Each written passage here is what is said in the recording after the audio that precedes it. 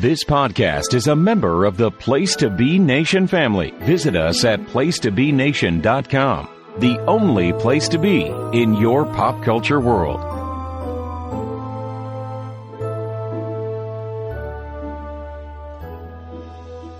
Place to Be Nation, welcome back. We are glad to be here with you again. Of course, I am one of your hosts of this wonderful podcast called Bells with Books, and I am here as not a bell sitting alone, because that would be sad. It wouldn't be sad. It would just be a monologue. It would be a monologue that no one wants to be privy to. So, I am here, one of my best friends, both bookish and in real life, Bianca. Hello. Hello. I said I would start opening the podcast with that. I'm going to keep my word. You did. Actually, you did. You said, I'm just going to start doing that. And I was like, as Mrs. Doubtfire, right? And you said, absolutely. A movie I can say I've seen. There you go. That is a big win-win. If you are new here, we are going to cover movies from time to time that are part of adaptations and not. That Bianca's going to be like, yeah, I've not seen that. If you're not new here, then you know that Bianca has not seen a lot of movies that are in the world. But that's okay. But mainly what we discuss on this podcast, if you haven't figured it out, is books.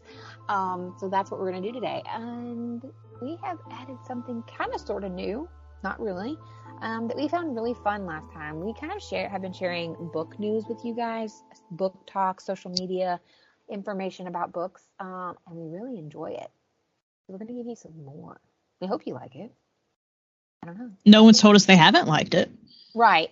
You haven't said no. So we're taking that as yes. We are taking that as yes. Exactly. Also, off topic, can somebody tell me how to turn the Firefox to a dark mode, because my eyeballs are hurting? I have no idea. I can't tell you the last time I used Firefox. It's the better one on my laptop here. So anyway, yeah, unrelated but also related. If you can tell me how to turn my Firefox. Never mind. I just figured it out. Miranda is a tech whiz. Not exactly, but okay. I'm actually pretty tech savvy, but sometimes I need help. Like the other day, I was like asking your husband. I was like, I need help. I got home. I was like, did Miranda text you? He was like, yes. I was like, oh, okay. Nothing creepy, guys. It's because you watched us over on Stream Lounge. So last month, if you were here, we discussed Practical Magic. And as part of a thing we promised to do, we watched Practical Magic live together on Stream Lounge, which we hope to do more of in the future. But my camera on my laptop, because here's the thing. My laptop is several years old, but it is doing everything I need it to do very well. It's like the little engine that could. Right, it is the little engine that could. Like, I am not even lying. I bought it in 2018. And if you know anything about computers, then you know that it really is the little engine that could. But it does everything I need it to do very well, minus that camera. That camera be bad. Experience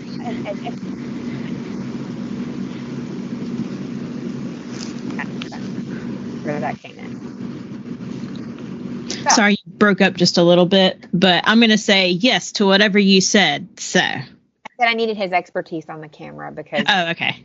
Yeah, that's my one thing that my computer is not giving me is a good camera. So, I am somewhat tech savvy and it works most of the time, but not all the time. So that's why I needed that. Yeah. So book news. We hope you enjoyed Practical Magic, but in normal book news, which we get a lot of from book talk, wouldn't you agree? Yeah, sometimes it's a little bit of an overload. It can be an overload, and it can be. It can also be a depressing, I guess. It depends on what you are scrolling. Yes.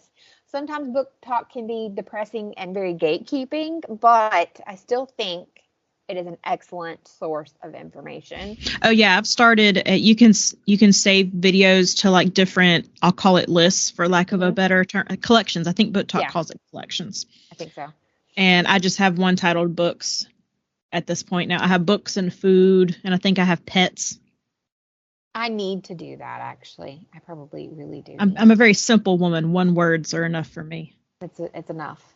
It's to the point. So in some, I say good news, like good feeling, good vibe news in the Book Talk world. There is a gentleman who came on Book Talk, and I think you shared it with me. We do a lot of sharing with Book Talk. We had to go back and find this video, and it was several hundred videos back. It wasn't even the video that I was looking for specifically.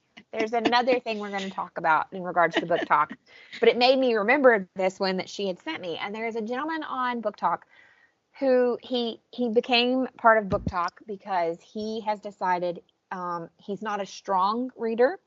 I don't remember all of his exact reasons, but I think he just said he was like, he only ever read because he had to in school, and he wasn't a strong reader. And it's something that's a little bit harder for him to do. But because of that, he wants to be a better reader by becoming a reader, basically. Yeah. Well, that's the only way to get better is practice. Right. But I mean, I do understand, like, I am sometimes when people are like, well, I'm not a reader. I'm like, how could you not be? But then it's not for everyone, just like every hobby is not for everyone, right? Well, and it's like we discussed earlier. I'm a very, like, when I read something, I can literally see it happening in my brain. Yes. And not everyone is like that, and that blows my mind. Because they'll be like, can you visualize a box? And they're like, no. And I'm like, what? I can visualize like any type of box. There's a plastic tub box. There's a cardboard box that you pack stuff in. There's a 3D drawing of a box. Right. Like I can visualize that in my head. And I didn't realize until, I think it was a couple of years ago, Jenny and I did a segment on Geek and Sassy once where somebody had shared an article with us where talking about people that don't have an internal monologue. And yeah, I don't. Wait, what? Yeah. What do you mean you don't have an internal monologue? Like my internal monologue never stops. Right? And I thought that was normal. My therapist says it actually is not. That there's a lot of people that don't have an internal monologue. And then my son blew my mind the other day, like in talking about like everything is different. Caden blew my mind because we were talking about like vivid dreams. And I was like, I'm sorry. I slept really horrible last night. Like I was having really bad nightmares and these like vivid dreams. And he's like, what do you mean you had vivid dreams? And I'm like, you know, like you remember everything, you down to details. I was like, Bianca and I message each other about our dreams all the time. And he's like, no, what do you mean? Like you have all of that happen in your dreams. And I'm like, yeah. And he goes, I don't. Like, do you dream? Well, it's been proven that people dream. It's just not everyone remembers their dreams. No, he says flat out when he does remember them, it's just like a blank space with like one thing floating around. He's like, literally, he's like, the only way he knew how to describe it was almost like a Homer Simpson when they flash to what's going on in his head. He's like, so if I fall asleep and he's like, and I'm thinking about like hot dogs. He's like, there's literally just a hot dog floating around in this black void. I'm like, that's interesting. What? I was just. Well, I have full-on adventures. Bianca and I both have full-on adventures that we share with each other that our friend Susan, hey Susan, is like, what did y'all eat before bed? See, in my other group chat, we have called Bianca Dream Time, where almost every day I share what I dreamed about the night before, and everyone's just like, what in the world? Every day I wake up remembering at least one of my dreams. Yeah. But like last night, I dreamed that I was with my old youth group and my youth pastor, and we were on like a youth retreat kind of sort of, and we were doing all these like fun games, and we ended up at like this, for lack of a better word, water park, because it wasn't a water park, but we were kind of like on a boat, but it was also like a murder mystery. And I got chosen as the person who was going to be murdered. So I had to go and hide. And then Rachel Ray showed up, and I was cooking with Rachel Ray, and that's when I woke up. Guys, Bianca and I have talked about writing a book based on all of our dreams because they'd be pretty wild. I know why I dreamed about Rachel Ray, though, because I had to order my cook set is a Rachel Ray cook set, and I had to order some new pans because they got scratched. Mm-hmm. So I know that's why I dreamed about that. Oh, probably, yeah. I have no idea why my old youth pastor showed up in my dream, though. That was kind of odd. Well, remember the dream I had that time that we had been asked by the Winchester brothers, who were actually like real life, not just TV people. We had been asked to go on this hunt with the Winchester brothers, and Colleen Hoover joined us, and she kept hiding behind me and you while she was going, "Get it, y'all! Get it! Oh my God, get it!" And you were like, "What did you eat last night?" I was like, "I don't know." Like we were just riding around in Baby with Sam and Dean, like no big deal, like we'd known them our whole lives. Real people on a TV show. Colleen is real. We have met her. But yes, we have met her. Yeah. I love us. We're entertaining. Book talk can also give dreams. But I thought it was really cool that he is decided to, through this, become a better reader by reading and like changing up how he views books. Because he even said something about like visualizing it in his head and stuff, right? Yeah. Like how he visualized it. But what I thought was really cute about after he talked about like visualizing in his head and how people saw things different and that he wanted to become a stronger reader, he has another video a few days later where this lady had stitched him and was like, "Oh, who wants to tell him? Y'all, somebody gonna tell him?" And he restitched it with his wife and was like, "Tell me what?" And he looks at her and he goes, "What do they need to tell me? What am I missing?" It's because poor thing was like, "Give me ideas for books to read." And I think the first two he had picked was The Outsiders and, oh crap, I wish I could remember. Oh, To Kill a Mockingbird. He chose. I remember The Outsiders. Yes. Oh, Outsiders is on my list of all-time absolute favorites. They both are. And I know I brought this up before. Someone's going to give me reasons why To Kill a Mockingbird should not be. But because of the problems, and I think we should learn from past mistakes, is one of the reasons why it still stays on my favorites list. The Outsiders is my absolute, one of my all-time favorites. But he's chosen those. And I thought those are very good. They're not hard reads, but they have a lot of allegory in them. And as an adult, could be taken much different than, say, when we read them as preteens and teens. So I thought it was fantastic. But what the lady was alluding to was a TBR, a to be read list. If you're here, you know what a TBR is. And he didn't understand because now people are giving him more and more books to read. And he wants to try to read, what is it, one a month, I think? Yeah, I think that was what he wanted to do. That's a good goal. I thought that was an excellent goal, especially if you're not a reader. And he's using his TikTok as an accountability thing. So like every so many chapters, he's going to come on and like talk. It was either every chapter or every so many chapters. And I really loved that idea. And I think there's something about like using social media as accountability. It's like, I know a lot of people use like Facebook and stuff for like gym accountability. And I know people give them crap, but I think you're not posting it to tell everybody else you went to the gym. You're posting to remind yourself that you did it and you can do it, basically. Yeah. It is straight up. It's just like having an accountability partner. Exactly. And it's just having an accountability audience. Right. Like in book world, I have you as an accountability partner to make sure, like, when we pick a book, I have that, but not everybody does. And he's chosen to create this book talk to have that accountability partner, essentially.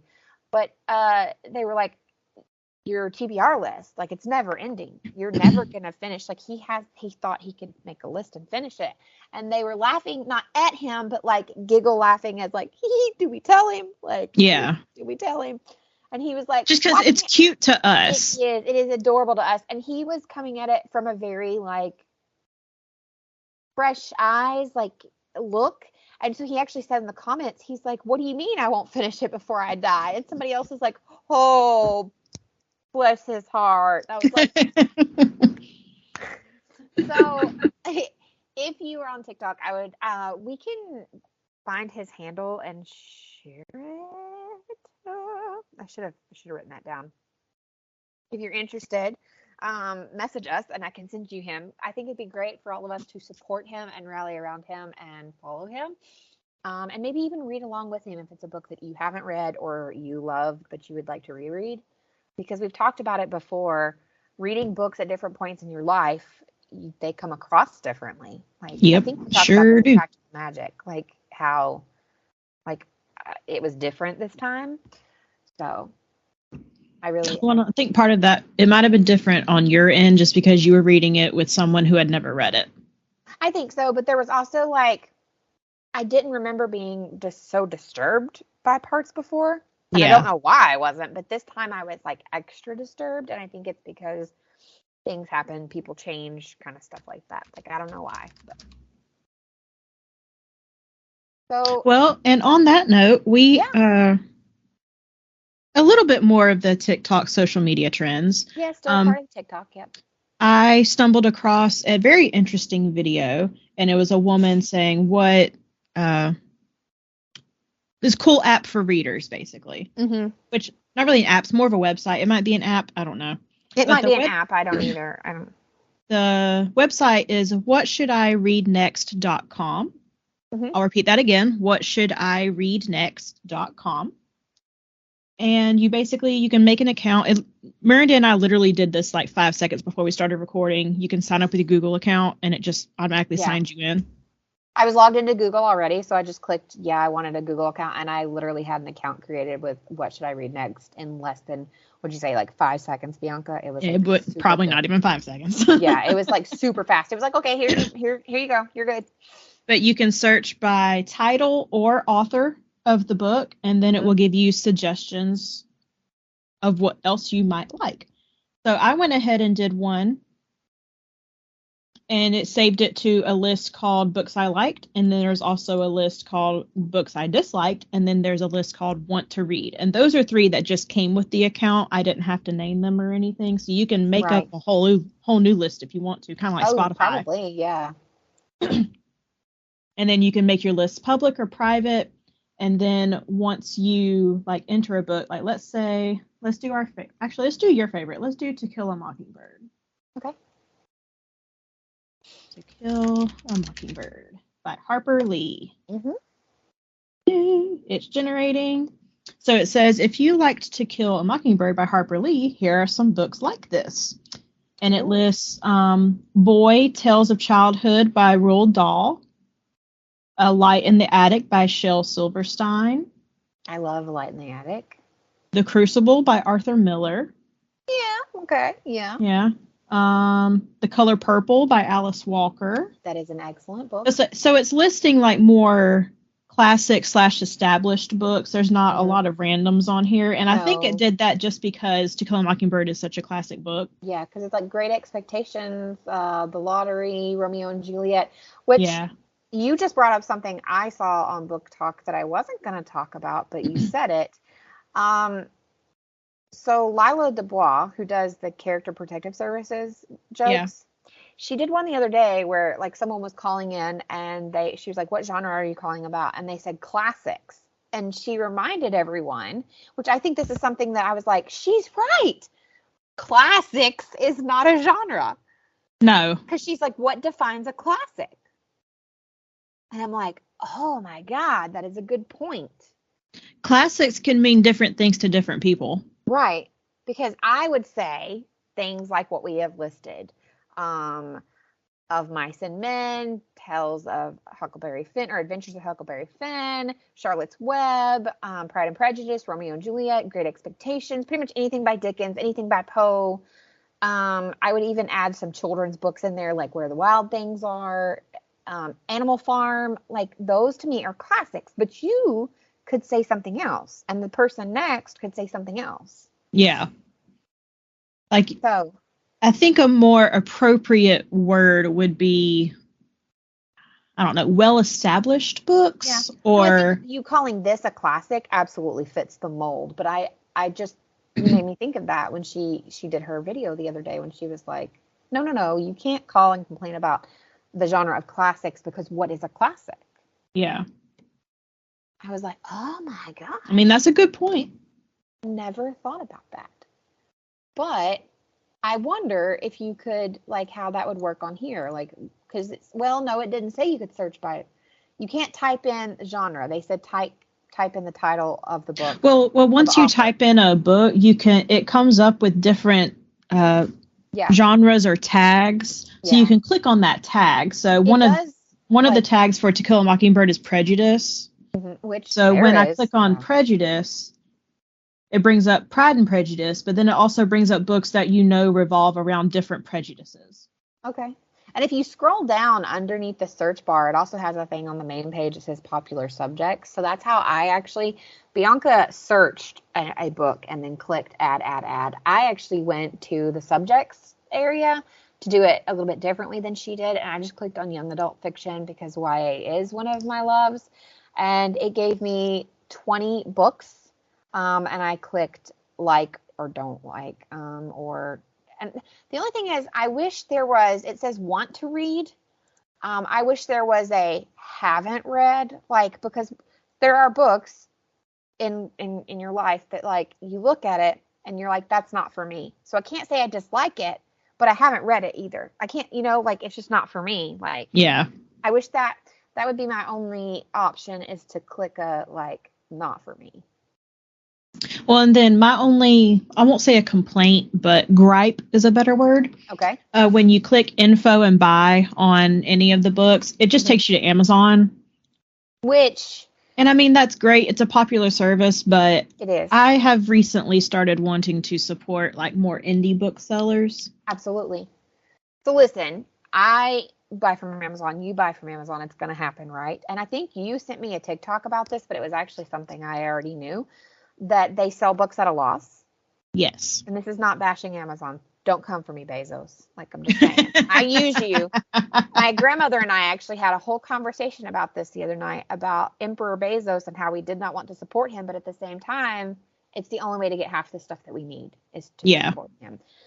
But Amazon actually prints and sells books at a loss because they know they can keep you coming back. Not just for books, but for everything, all entirely. But I think there's something said about paying a little extra, paying a little more, and supporting small or local, or both if you can, if that's an option for you. Yeah. For example, when I was still living in Alabama, we had a shop that my friend Mike ran called Fanatics. They mainly were comic books and magic cards and board games and things like that. But he did also sell anime and manga and graphic novels, things like that. And even my friend Kelly, when he had his shop open in Enterprise as well. But he also sold books. Not a lot, but you could even order them through him. And I won't lie, they were a little bit more expensive than going to Amazon or, no offense, Bianca, but even going to Barnes. Oh yeah, no. Huge corporation as well, because Barnes can take the loss, and you know this, to do the buy 3 for 2 or whatever that they do. So it is more expensive, but you are literally putting food on someone's table. You're literally keeping a small place open.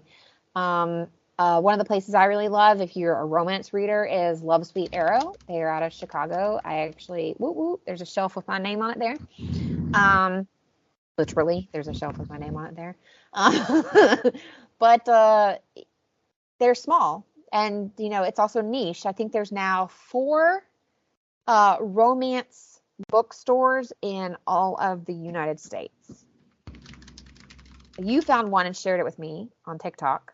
There's Love Sweet Arrow, which I've known about for a while in Chicago. There's the Rip Goddess out in California, and then a friend of mine from the Heaving Bosoms podcast group, Blair, has opened one as well. She's somewhere in Louisiana. That's really bad, but I can't remember exactly where. But supporting them. And you've actually also found bookstores on TikTok that part of getting their word out there was they have created a TikTok and they share books. Yep. There's one that she'll tell you, come buy books from us. I wish I could remember her name right now.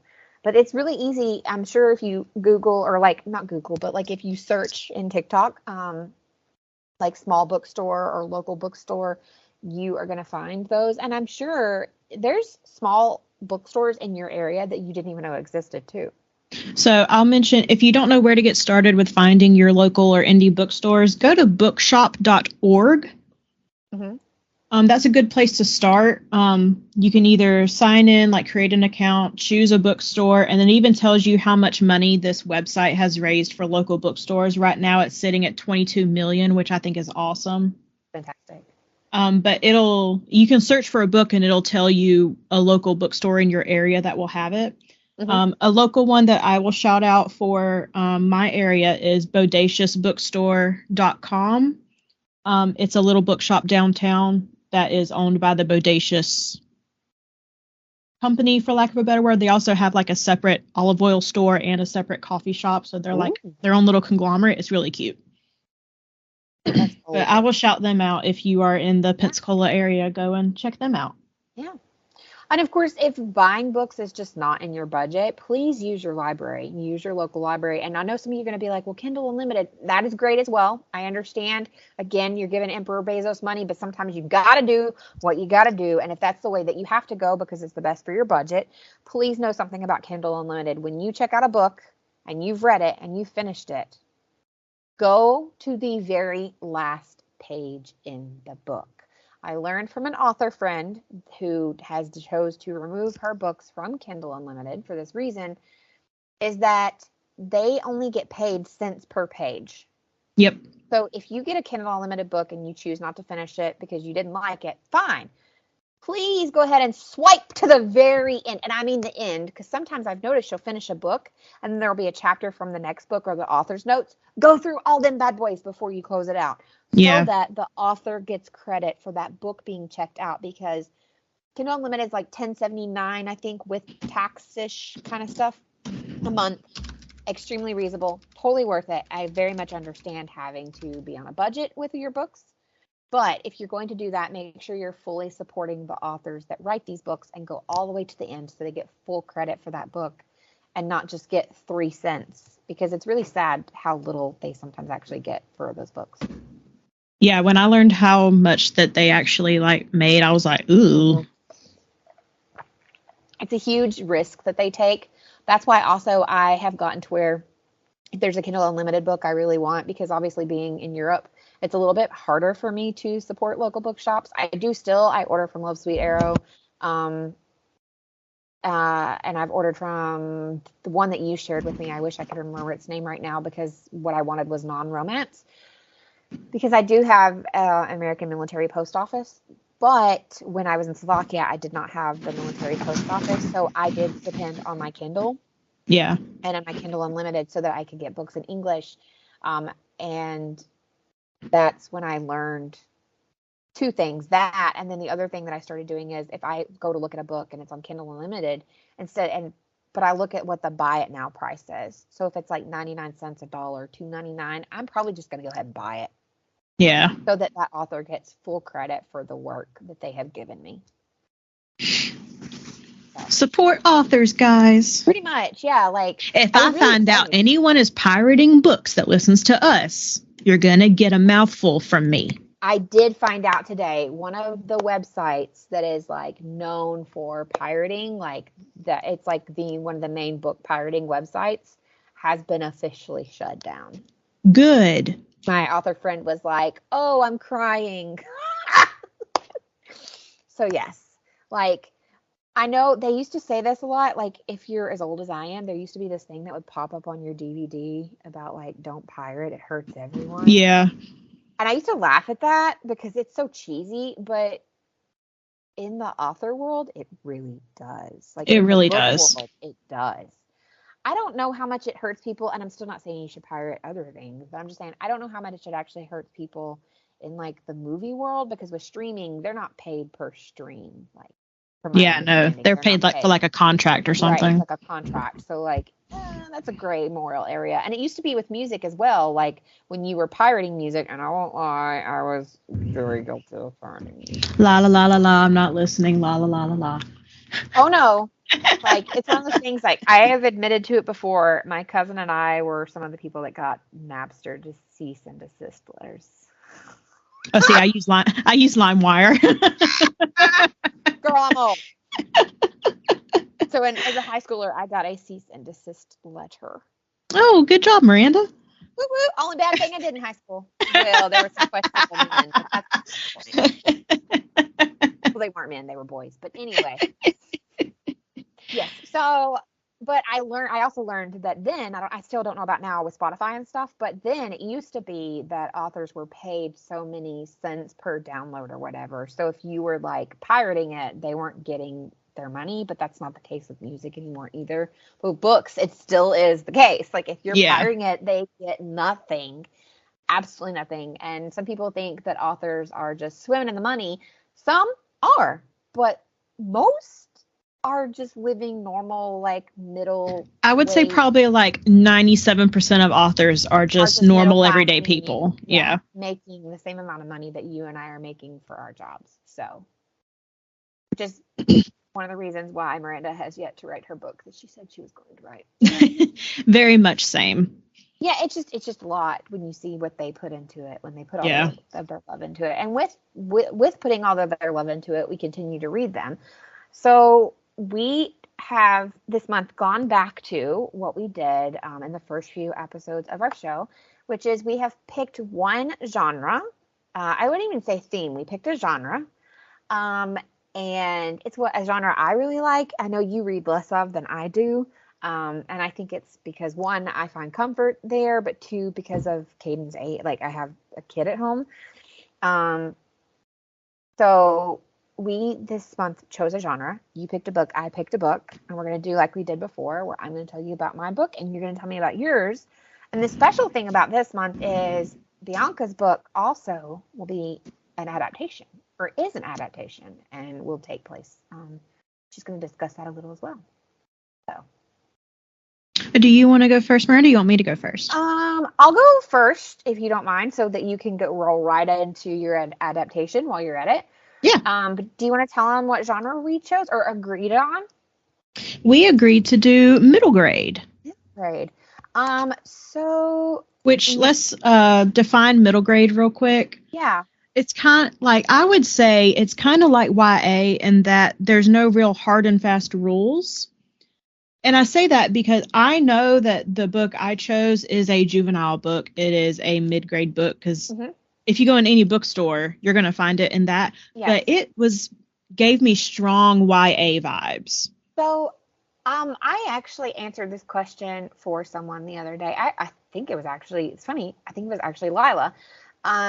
She was asking, because somebody asked her, what is the difference in middle grade and YA? Because there are people that feel that they're really the same. And they have overlapping things, but in the same sense, they're not. I'm forgetting the words. I'm almost 40. I should have bigger words. Anyway, I had bigger words. They're just gone tonight. So mid-grade is usually written for readers between the ages of 8 and 12. While young adult usually refers to readers roughly between the ages of 12 and 18. But the terms do not really refer to genre, but instead are kind of an age-based categorization.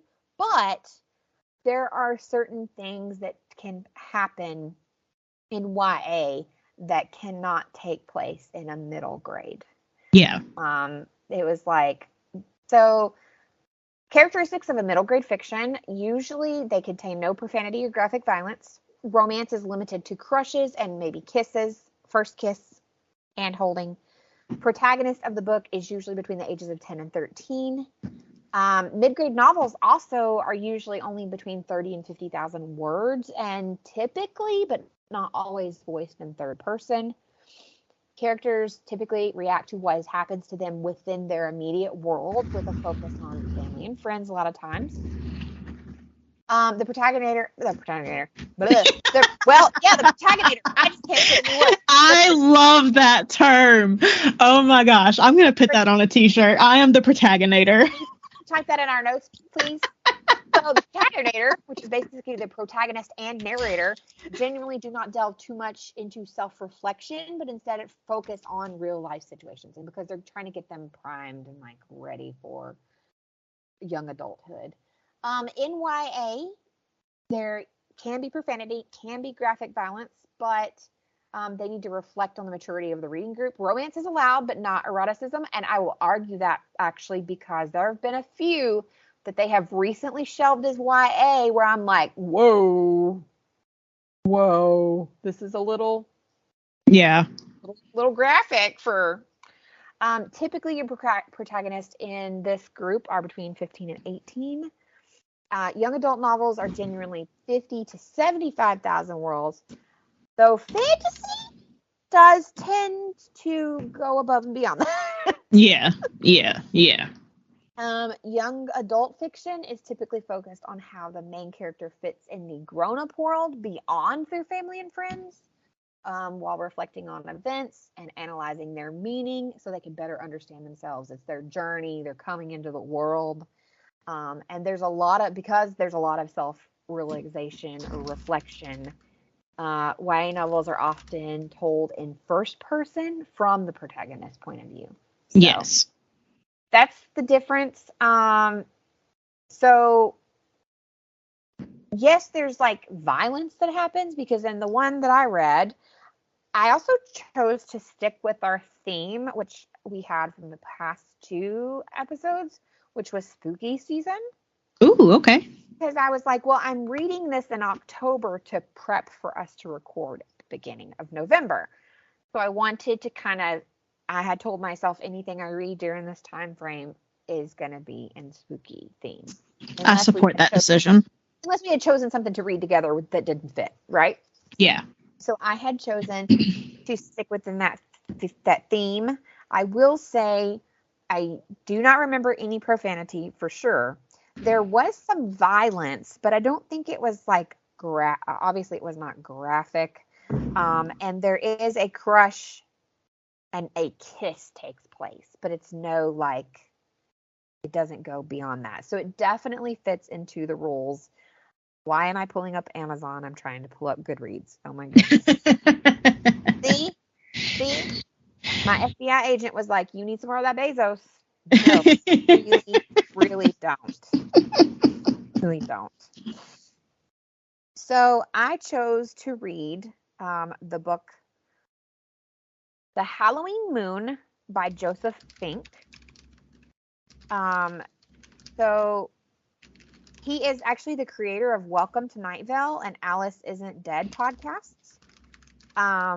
And so he actually also wrote the novels Welcome to Night Vale. So that intrigued me. I had never actually read anything by him, but I have listened to several episodes of the Welcome to Night Vale podcast. And I feel like he's a great storyteller. So I was interested in this. The synopsis of the book is Esther Gold loves Halloween more than anything in the world. So she's determined to go trick-or-treating again this year, despite the fact that her parents think she is officially too old. Esther has it all planned out, from her costume to her candy collecting strategy. But when the night rolls around, something feels off. No one is answering their door. The moon is in a natural shade of orange. Strange children wander the streets wearing creepy costumes that might not be costumes at all. And it seems like the only people besides Esther who are awake to see it are her best friend, her school bully, and her grown-up next-door neighbor. Together, this unlikely crew must find a way to lift the curse that has been placed upon their small town before it's too late, because someone is out to make sure that Halloween never comes to an end, and even Esther doesn't want to be trapped in this night forever. That sounds kind of dark for a mid-grade. It is a little dark. It's Halloween. It's classified as Halloween, paranormal, and supernatural, as well as scary stories. It reminded me a little bit of like a bump up. So I'm not knocking Goosebumps. Don't come at me. I love R.L. Stine, met him in person. But it's like a little bit of a step up from Goosebumps. It's I gotcha. Not quite his like Fear Street, or not Fear Street. That's Christopher Pike. But he wrote, R.L. Stine has like young adult, like scary, right? Yeah. So it would be like in this perfect area between Goosebumps and his young adult scary novels. It's very intriguing, and I love his use of diverse characters. So Esther is Jewish, and her bully, turns out they really don't know why they're bullies with each other. She is of Asian descent, and she ends up being the bully because she feels she didn't want to be bullied. basically. She's like, to keep from being bullied because I'm Asian and I'm different and I eat these different foods and live life differently. She just decided she became the bully. She became the most popular girl and she became the bully. So she was like on the offense already. Oh yeah, for sure. And she gets really, for some reason, her and Esther, and I think she tells a story. She's like, when we were in like first grade or something, like we had one disagreement, and that's just been that. And now I can't stand her. She can't stand me. I mean, I relate. But it's like very blatant and to the point. But it's also like how a middle school, because it's the end of middle school. Next year they're starting high school, and that's part of the discussion that they have in this. Is she even asks her best friend at one point, she's like, do you think we'll still be friends? Who is a guy? She's like, do you still think we're going to be friends when we go to high school? And he's like, well, why wouldn't we be? In that like dopey, like, well, why wouldn't we be? Like, oh. Yeah. And she's like, but everything changes. And she's so afraid of like everything changing. She absolutely loves Halloween. The costumes they describe that this girl made sound phenomenal. Like this year, so she'd been told no, like by her parents, like you can't go trick-or-treating this year. Like you're getting too old for it. Like you need to stop. And she's like, but what's the harm? And I agree with Esther. What's the harm? Like if you're out trick-or-treating and like minding your business, you're not causing trouble, right? Like what's the harm? Like who cares how old you are to go trick-or-treating? Nobody cares. I agree with that. So, she has told her parents, nope, I'm going to go to the movies with her friend. And this sounds really bad, but because it's been a couple weeks since I finished it, I cannot remember his name. So sorry. But she's like, no, I'm going to go to the movies with him. And what is interesting, it is very family oriented. So it talks about her life as her family. Like she has a good life and a good family, but she feels like her family doesn't understand her. She has like a way older brother who's in high school and a way younger little sister who's like, I think maybe one time they mentioned exactly how old she is, but she's essentially, in my brain, the whole time I was seeing her as like a toddler. Like, I don't think she's in like kindergarten. I think she's like that, like 3 or 4 years old. 3-4-year-old kind of toddlerish age. And she has a good life, but like she feels like they just don't understand her, and there's that added like Jewish thing, and they want her to be this way, and she's not. She's super into Halloween and just like all the fun and gore and stuff of it. And then her best friend, his mom is a single mom, and she works really, really hard, and so he always talks about how she's always too busy. They don't ever spend any time together, things like that. So it does fall under that genre, that whole like thing of how it usually includes family and the journey of understanding themselves. But so yeah, there are these two guys that have trucks, kind of like an ice cream truck. One is a pumpkin, one is an apple truck. I'd go to the apple truck. You go to the apple truck, right? So the one is like tall, lanky, skinny. I kind of pictured like if Jack Skellington were a real person when I was reading this. And the other one was like kind of, they said he was like, I don't know, this is going to sound really bad, but I was picturing in my head, you know, the little satyr from Hercules, the movie, the Disney movie? So like I was picturing like that because they were talking about like slicked back hair that needed to be washed, and he was small and pouty in stature, and I was like, so him, but like a real person. I don't know why, but they said he like even like he needed to take a shower, and these two are brothers. They're brothers. Okay. Like, yeah, I don't know. So anyway, and they never quite, the whole book, they never quite told you what they are. Where. Oh, it's just kind of like here are these mysterious figures. Yeah, but they're demons or something of some sort, right? And they're basically scoping out the neighborhood because the queen has decided that Halloween needs to last forever. And there's all these reasons why she has that Halloween needs to last forever, but she's chosen this area and this town. And like when I was reading the synopsis and I said no one's answering the door, so they start their trick-or-treating night. They're super excited. There's this huge orange Halloween moon, which happens every so often, but it's really big and it's like really close to them. But as they start trick-or-treating, like no one's answering the doors. And like all the parents as they're leaving are like yawning and like can't stay awake for some reason. So every house they go into, like there's this one guy in the neighborhood that always does this like giant, almost like haunted house that the kids can go through, and then they get candy. The haunted house is set up, but when they get through it, all the adults at the party where the haunted house is, they're all asleep, like randomly around the house. So that's not good. So they go to the next place and nobody answers, or the lady answers the door and she's yawning and she's like, just take it all, go. I'm so sleepy. I'm so tired. Like, you guys you're making too much noise. And then they go to another house and they're like, or no, they go to another house and they hear like screaming and stuff. And it ends up being her bully. Her bully also was trick-or-treating, even though she was making fun of Esther for trick-or-treating. She was trick-or-treating and she's gone back to the car and her mom is just dead asleep in the car and her baby brother is missing. Oh no. So Esther goes to her house, her whole family's asleep, and her baby sister is missing. The toddler is missing. So suddenly they realize all these like small children are missing and everyone's parents are asleep. But hide your kids, hide your wives. They're coming for them. Hide you, everybody. But the neighbor, who's the dentist that they make fun of because he gives away toothbrushes instead of candy, is wide awake. His wife dead asleep.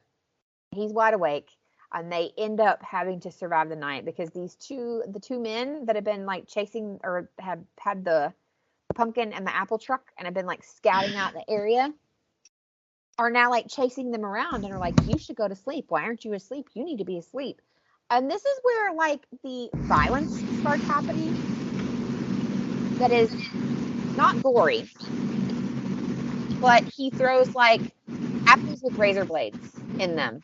Good grief. So I think that's because I think he chose that because that was the joke, for so long that like, oh, don't, somebody's going to put razor blades. Yeah. So that, and then the one with the pumpkins is throwing pumpkins that explode and are on fire.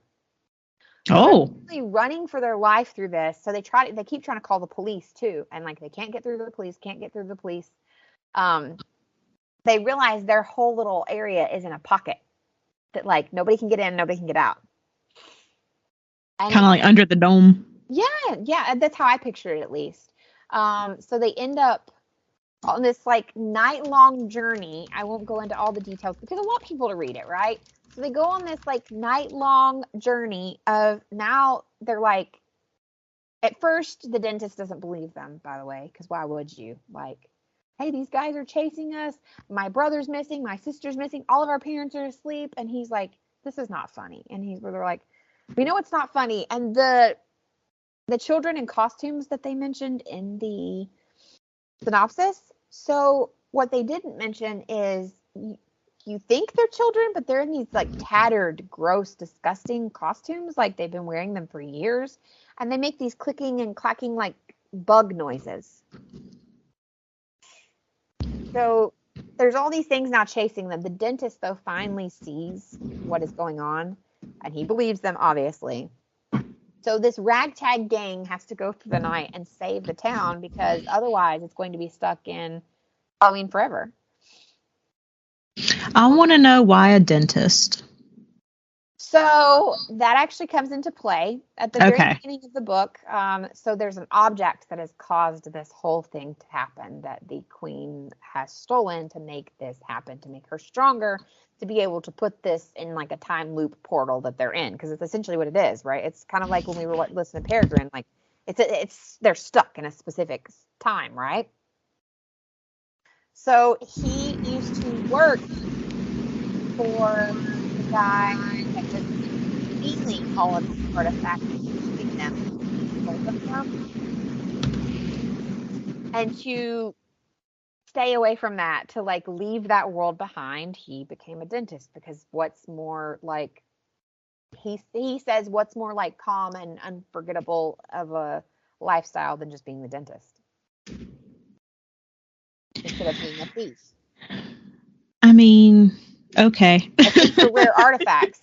Well, that's just what they chose. Well, and if you think about it, it fits because he's the neighbor that most kids are like, I don't want to go trick or treat at his house. He gives. Yeah, that's true. Yeah.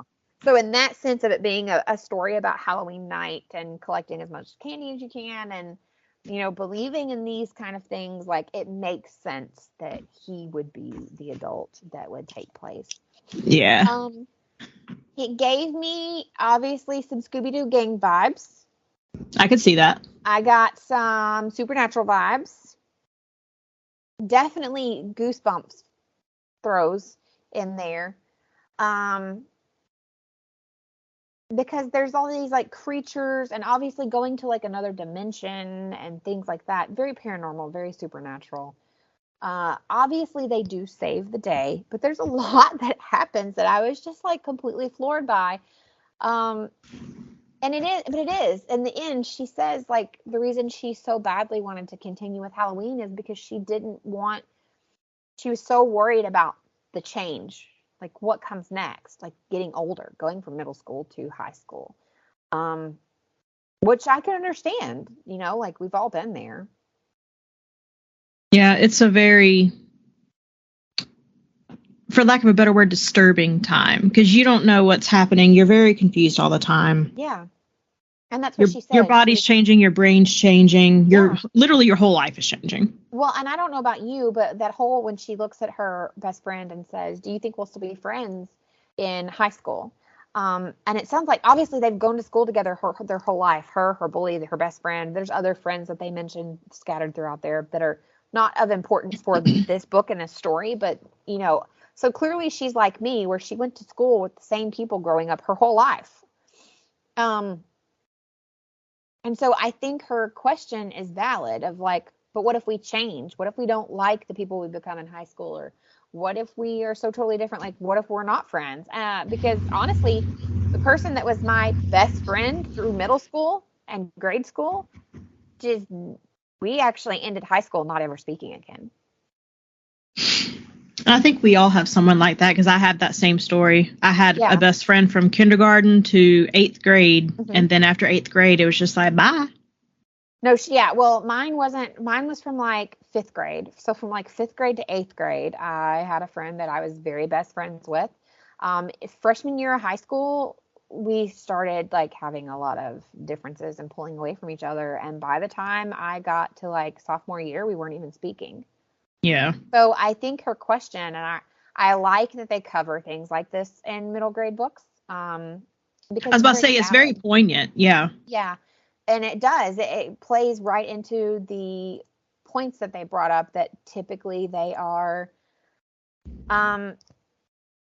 where they're trying to, they're reacting to what is happening to them in their immediate world with their focus on, and normally it says that it doesn't dive into too much self-reflection, but she's not. She's looking at a real life situation of what happened, what is going to happen. And this is also where her and her best friend realize, like, oh, we're getting older and we're interested in each other.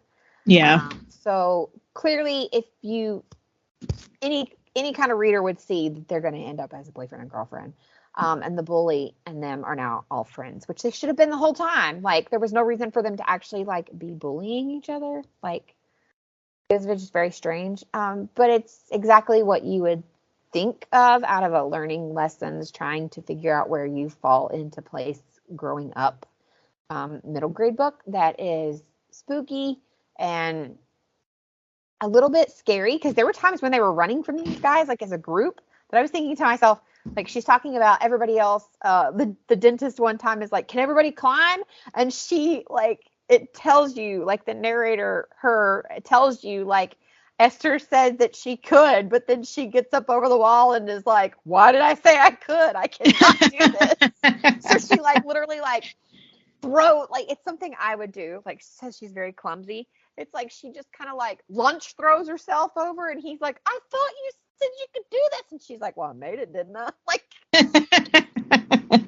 but they're, like, literally running for their lives, and she's talking about, like, trying to climb this fence. And she's like, I didn't know I was going to have to climb a fence. Like, just things like that. It's really funny. So there were moments in this book where, even though I'm an adult, I literally was dying laughing, because I could see myself as, what are you in 8th grade? 13, 14, I think? Yeah. So you're like 13, 14. And I was like, I actually have a story of being 14 and like somebody being like, can you hop this fence? I'd be like, yeah. And then I was like, oh, no, that didn't go so well.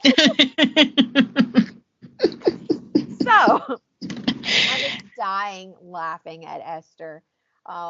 It was so funny, and it made me, like I said, I've listened to Welcome to Night Vale podcast, and I enjoyed it, and I thought that he is a great storyteller. I read this as a middle grade book, and it made me want to read more of his works. I also did the thing where I could multitask, and I did part in audio and part in like just regular book, because there are times that I want to be reading and I can't. So if you choose the audiobook route, the narrator is actually fantastic for this one as well. So I'm glad one of us can do audiobooks. You know, there's a whole discussion I want to have about this in another pod because it could take up a while, but I've done a lot of research on because that's a big debate, right? Like, is audiobook a book? I said yes, even though I can't do it, but you're devoting time to a written word. You're still absorbing the information. Like somebody else brought this up too. They're like, well, it was something you and I were talking about that my cousin does. We were like, he asked, and I asked your opinion. He wanted to know, do you count the books that he reads to his children? And his children are old enough that he's reading like Charlotte's Web, Harry Potter. Like, we're reading chapter books. We're not just like reading like, I don't want to say that kids' books aren't important, but you know what I'm saying? It's counting towards his goal, his Goodreads goal, right? And I said, you agreed with me. You're like, yes, you took the time to read a whole chapter book. But then his daughter was like, well, can I count it as my Goodreads? Because my dad read it to me. And I was like, were you actively engaged in the story and can answer questions about the story, the book? Then yes. That is, you just read it in a different avenue. Yeah. Is what I think. But I read a lot of articles on like people with ADHD that like cannot read but want to. Yeah. So like we'll talk about that sometime because I would love to like get into that because I know there's like differences. But I jump back and forth, and I think that's also one of the ways that I can finish so many books. Because you're like, I don't know how you do it. But I think I can finish so many because I bounce back and forth between audio and reading an actual book because of my job. And then also I homeschool Caden. And when I'm working on homeschool, I try to he doesn't do well with total silence, but we do things like he does really well studying and working with like video game music or lo-fi beats. Yeah. And stuff like that. So we play those instead of me watching like a TV show where he'd come out here and be like, what's that? Yeah. Something he might get distracted by. Yeah. Because a lot of that, he's old enough now that a lot of the shows I watch, there's like 10% I wouldn't ever let him watch. But like a lot of the shows I watch, there's no problem with him being in the room anymore. Like he's 16. Why does it matter? You know, there's a dead body. Okay, whatever. Yeah. You know, like he sees worse in his video games. Outlander. No, you ain't coming in here for that. I have hard no-nos that we don't allow him. And we still don't allow him to like, we're like, no. But he's an audiobook person, but I read during the day or an audiobook at work or things like that. So that's honestly how I finish a lot of books as well. So a lot of times I am going to possibly read a book for the podcast and be able to say like, oh, I recommend this on audio or I don't recommend this on audio.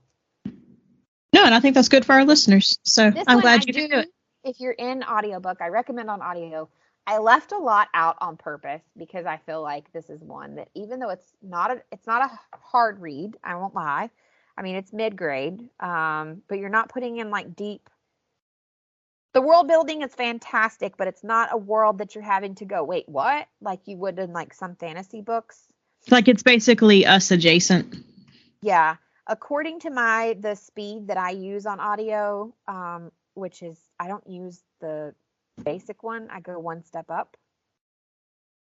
Does that make sense? I have no idea what you're talking about because I don't do audiobooks.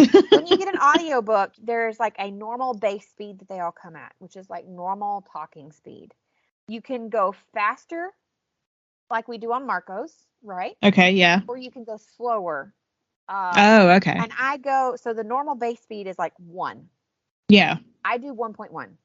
Okay. I don't know why.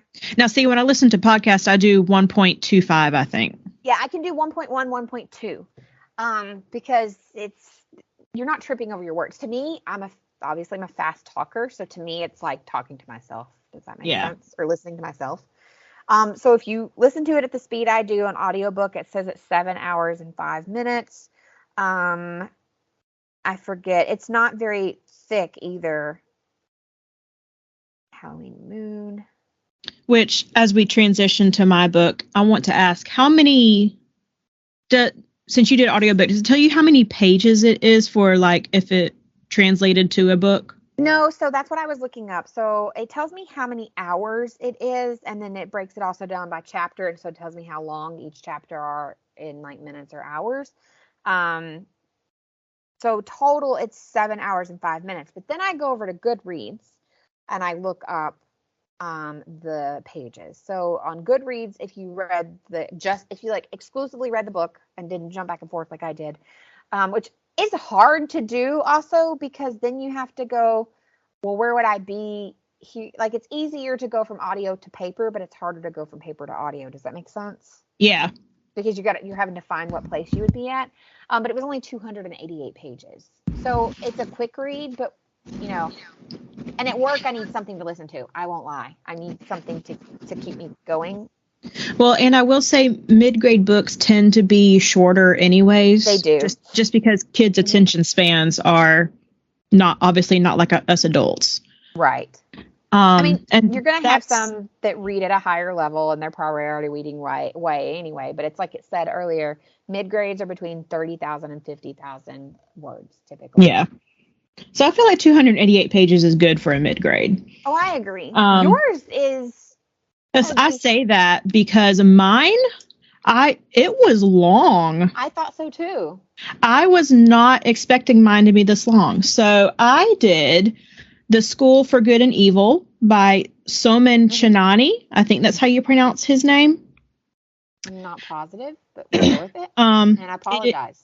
It is a series. I want to say there's 7 books in the series. Let me look. I could be wrong. It was recently turned into a Netflix movie, which I will talk about in our adaptation minute. But let me go ahead and pull it up on Goodreads just so I can read the little synopsis. 6 books, it says. Okay, 6.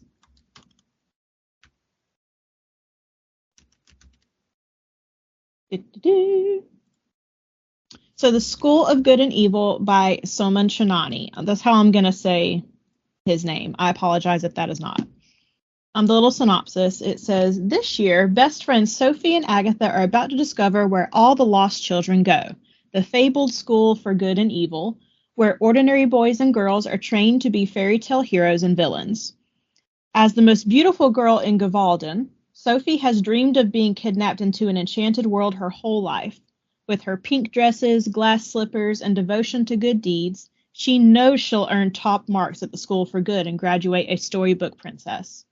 Meanwhile, Agatha, with her shapeless black frocks, wicked pet cat, and dislike of nearly everyone, seems a natural fit for the school for evil. But when the 2 girls are swept into the endless woods, they find their fortunes reversed. Sophie's dumped in the school for evil to take uglification, death curses, and henchman training, while Agatha finds herself in the school for good, thrust amongst handsome princes and fair maidens for classes in princess etiquette and animal communication. But what if the mistake is actually the first clue to discovering who Sophie and Agatha really are? Ooh. So this is obviously not Earth adjacent. This book is fantasy. It is almost 500 pages. It was a very long book, and these words are not big words either. Like, they're printed on the page somewhat small. Which I am down for large, like, not, I don't mean like crazy large print, but I checked out a book the other day that, like, it's not large print, but it's in between what you're talking about and what an actual large print is. And I was like, This is the sweet spot for those of us with that eyesight. I'm just saying, can every book be printed in that, like, it ain't tiny word, but it's not large print, like, it'd be nice. I'm just saying. But I was just taken aback by the length of the book, because like I said, normally mid-grade books are somewhat shorter. Yeah. And Like, this took me a week to read, a little over a week. I think it took me about 9 days. That's for you. Well, it depends on what you have going on, but I'm used to you finishing a book rather quickly. Normally I can finish a book in like 2 or 3 days. It took me a while for this one. So it's good for School for Good and Evil. Let me pull up my notes real quick. So like I read from the Goodreads summary, Sophie and Agatha are best friends. They live in a town called Gavelden. I think that's how you pronounce it. I don't know how to pronounce some of these names. Like I said, it's fantasy, so just work with me here. Right. Sophie has believed all of her life that she is destined to go to the School for Good. She basically lives in a town where there's a small bookstore, and I think they said once a year they get the bookstore gets a mysterious book delivery, and it's always some kind of new fairy tale. And every 4 years, 2 children from the town get kidnapped, and they literally just disappear in the night. Well, word eventually got out that those children ended up at this mythical School for Good and Evil, where you get trained to be either a prince or princess. The town first said the bears were doing it. Mm-hmm. But then, once the missing children started showing up in the storybooks, the people who read those storybooks started making the connections like, oh, these children are getting kidnapped and then put in these stories. Like, this has to be like a real thing happening. And the kidnapping always happens the same night every 4 years. So the townspeople, they get prepared this time. Like, they're not going to take our children kind of thing. I'm guessing it doesn't matter how much preparing you do, it happens. It does not. Like, Sophie's father had like barred her windows, locked her in her room. Like, Sophie was going to stay home. She was not going to get kidnapped. However, a mysterious shadow comes and kidnaps her.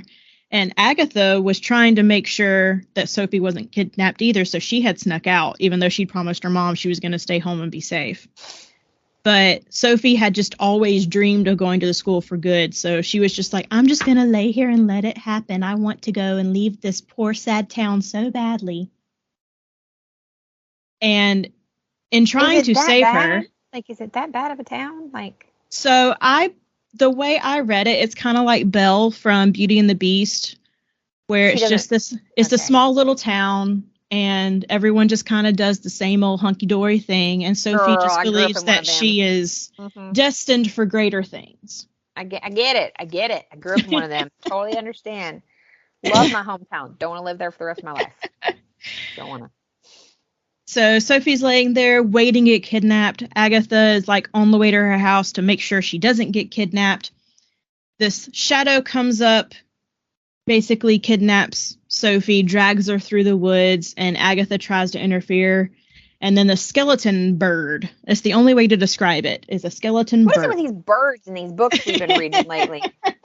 I'm just going to say, like, birds be causing all kinds of problems in books. They do. Birds are scary. Have you not seen Birds? The movie. Alfred Hitchcock, Birds. Yeah, Alfred Hitchcock. Birds. Anyways, so the skeleton bird basically picks them up and delivers them to the school. But, like I said, Sophie thinks that she's going to be good. She's been good her whole life. She has been, like, in the mindset of, I'm going to be a good princess. Sophie gets dropped in the School of Evil in this black sludge. Because it's a school for evil. Then. Like, you're being trained to be a villain. So she's dropped in this black sludge. She's wearing like this frilly pink nightgown. She's given like this black potato sack to wear. And she looks around at all the children that have also shown up. They have like scars all over their faces. They smell. They haven't showered in weeks. Their teeth are falling out. Showering. What the heck is going on? And then Agatha is literally dropped into this like tub of cotton candy because she is dropped in the School for Good. She is awakened by fairies and princesses who are questioning her because, unlike Sophie, Agatha is always dressed in black. She's very homely looking. Her hair is very scraggly. Like, she looks the part of a villain, so she should not be in the School for Good. I don't want to be dropped in cotton candy, though. That's so stupid. So sticky. And like you said with your book, the main character made you laugh a bit. Mm-hmm. Agatha is also very witty, and with all these princesses and fairies like questioning why she was dropped in the school for good, Right. she attempts to distract them by farting in front of all these princesses and just runs away. Oh, that is fantastic. That is fantastic. So she's attempting to find Sophie and get to the school for evil, which the two schools are separated kind of like by a moat, for lack of a better word. Okay, makes sense. So she enters the water to cross, but the sea is magical. That's like in between the schools, and it pushes her back in the school for good. So she literally cannot cross to even go talk to Kind of Sophie. like in my book, you can't leave that area. Like if you go, it just kind of like zaps you back in. Like you Yep. are where you are. Like it is what it is. Basically. Interesting. So Sophie and Agatha are like both, they're touring their separate schools. They're getting to know the people in their schools. And there are tons and tons of side characters in this. I cannot tell you anyone's names besides these main people because there are just so many.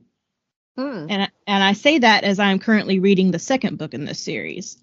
Like when I read a name, I'm like, oh, okay, I know who that person is. But can I tell you any of their names right now? No, I cannot.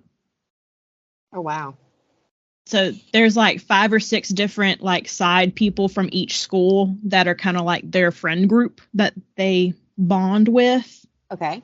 And they each have their own personalities. Some are very frilly and princessy, and some are like villains. The princesses, or the future princesses, I should say, because they're not princesses right now.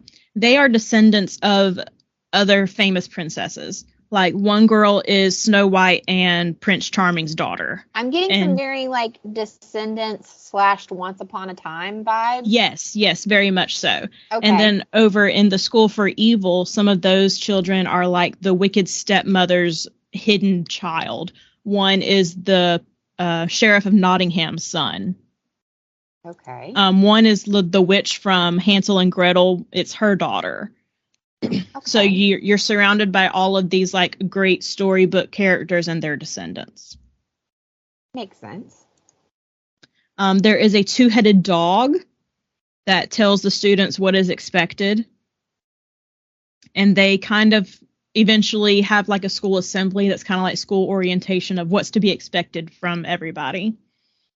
And there's one particular prince whose name is Tedros. Interesting. He is King Arthur and Queen Guinevere's son. Ooh, I like that. Yes, and he has Excalibur. His father has gifted him Excalibur. I don't like that. And while the book is written from the perspective of Sophie and Agatha, we get both their perspectives. We get a little bit of insight into Tedros. That's, I don't even know if I said his name. That's King Arthur's son. Yes. We get a little bit of his perspective. Obviously, a prince's purpose in storybooks is to find his princess. But he learned from his father that he cannot necessarily trust the princesses because in his father's fairy tale, in King Arthur's fairy tale, Guinevere goes off with another knight and leaves King Arthur. If anyone is familiar with the King Arthur legends. Interesting. So Tedros is kind of apprehensive about finding a princess. But he's also the most handsome boy in school, and all the girls are smitten with him because he's just the top marks and he's the best at everything. So, of course, Sophie falls in love with him. Wow. But, obviously, a student in the School for Evil can't be in love with someone from the School for Good. It won't work. Everyone's like, no, you can't do that. That's not how this plays out. Agatha is very crafty. She is very witty. She is very smart. She knows how to use her surroundings. She eventually finds a way into the evil school to see Sophie, and she finds it through this magic portal that is guarded by her own reflection. Very Harry Potter there. The reflection comes out and says, you're not supposed to be here. And she's like, well, why?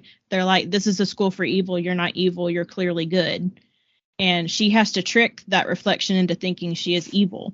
And she does it by like saying, well, if I was if I was good, why would I be out here trying to sneak into the school for evil? And it's like, oh, that's a good point. Yeah. So she knows how to use her wit and use her brain to get out of sticky situations. Sophie and Agatha eventually talk, and they both agree they're obviously in the wrong schools. Agatha is not cut out to be a princess, and Sophie is not cut out to be a villain. She's disgusted by the whole school. So they think that if they can find the schoolmaster and talk to him and reason with him, that they'll be like, yeah, this is obviously a mistake.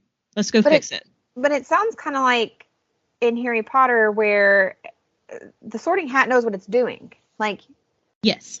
Sounds like it knows what it's doing. Like, it knows your heart, I guess, is what I'm trying to say. Well, and that's part of what I didn't like about this book is there's a lot of back and forth like that, where you have these two children who think that they know better than the adults, which I realize that's a trope in both mid-grade and YA.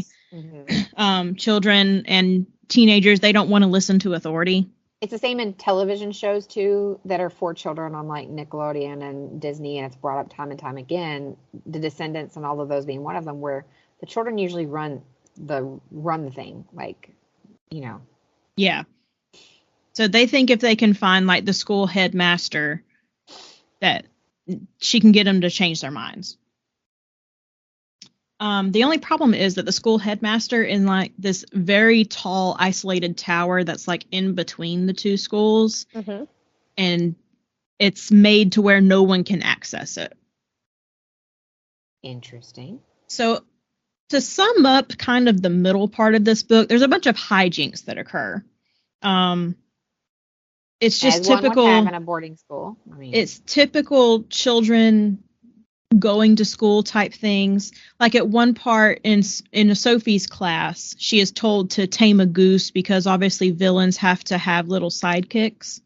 Okay. So Sophie is told to tame a goose, but instead of taming it, she makes it explode, and it makes her the most evil of all the students in the evil school. Because if she's so evil that instead of taming it, she just makes it explode, obviously she's the most villainous person of them all.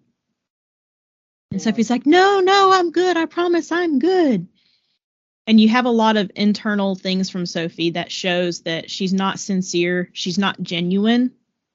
She's very much one of those classic it girls.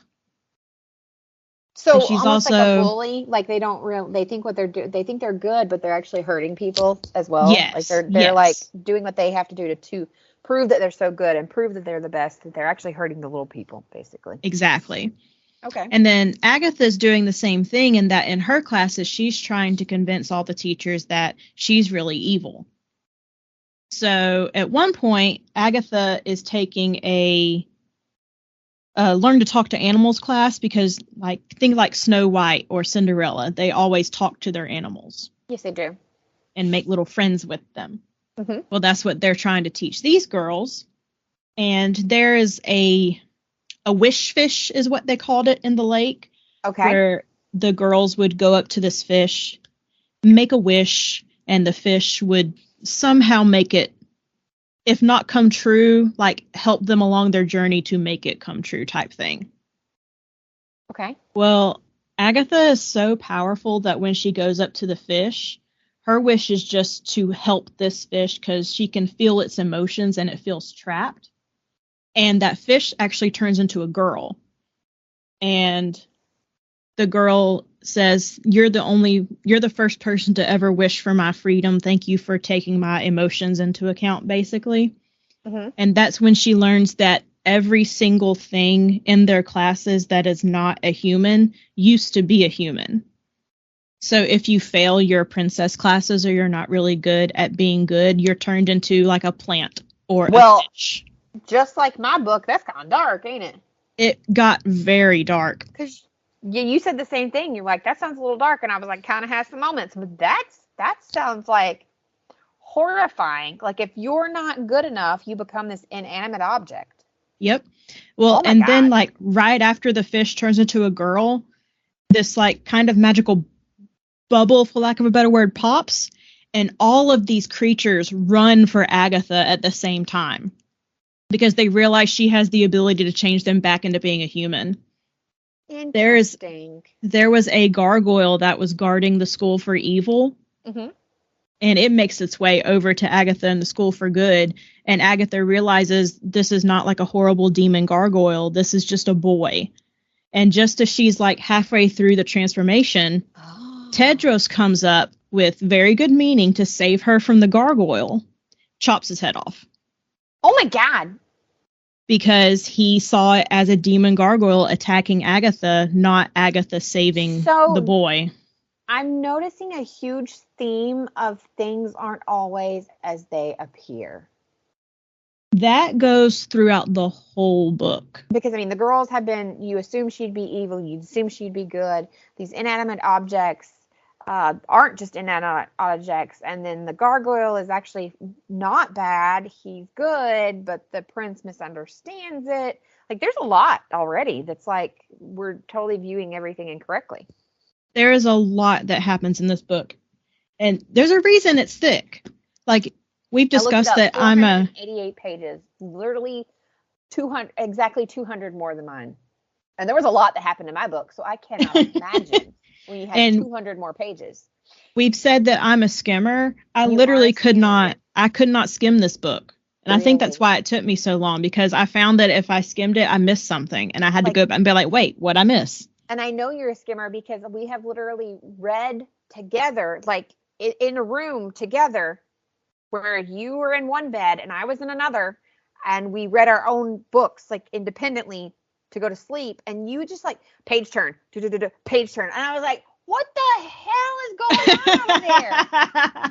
That's when I learned you had told me before, like, oh, I'm a skimmer, but like the people at home, I'm letting them know, like, you really are, like, I have witnessed it, like, yeah.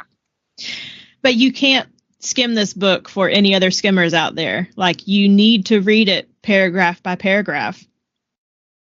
To cut out some chapters, the girls eventually make it to the Master's Tower. They confront him, basically demanding to either swap schools or be sent home. Like, at this point, they're just done. Really? However, there is a magic pen and tablet called the Storian that writes the fairy tales. So many Once Upon a Time. Yes. Sorry. Yes. I am a huge Once Upon a Time fan, so I am like seeing this all. Yes.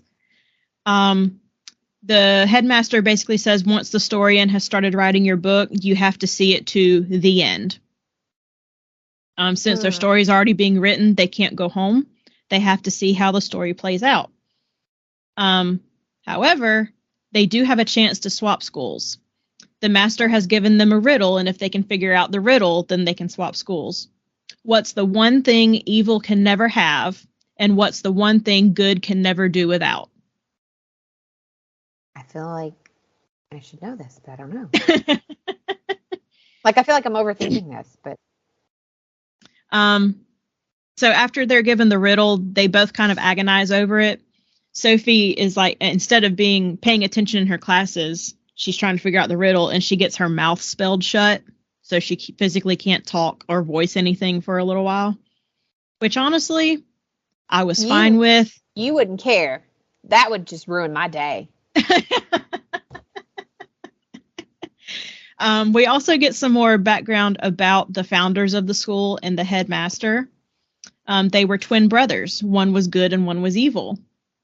One of them died, but we don't know which one died. Interesting. Very interesting. The turning point, I'll say the first turning point in the book comes with Sophie. It has her first discipline in the school for evil, and she is taken to what they call the Doom Room. And this also gets very dark. She is chained to a wall, and then a beast is kind of taunting her with various torture devices. And it's very tame in what happens, because it is mid-grade.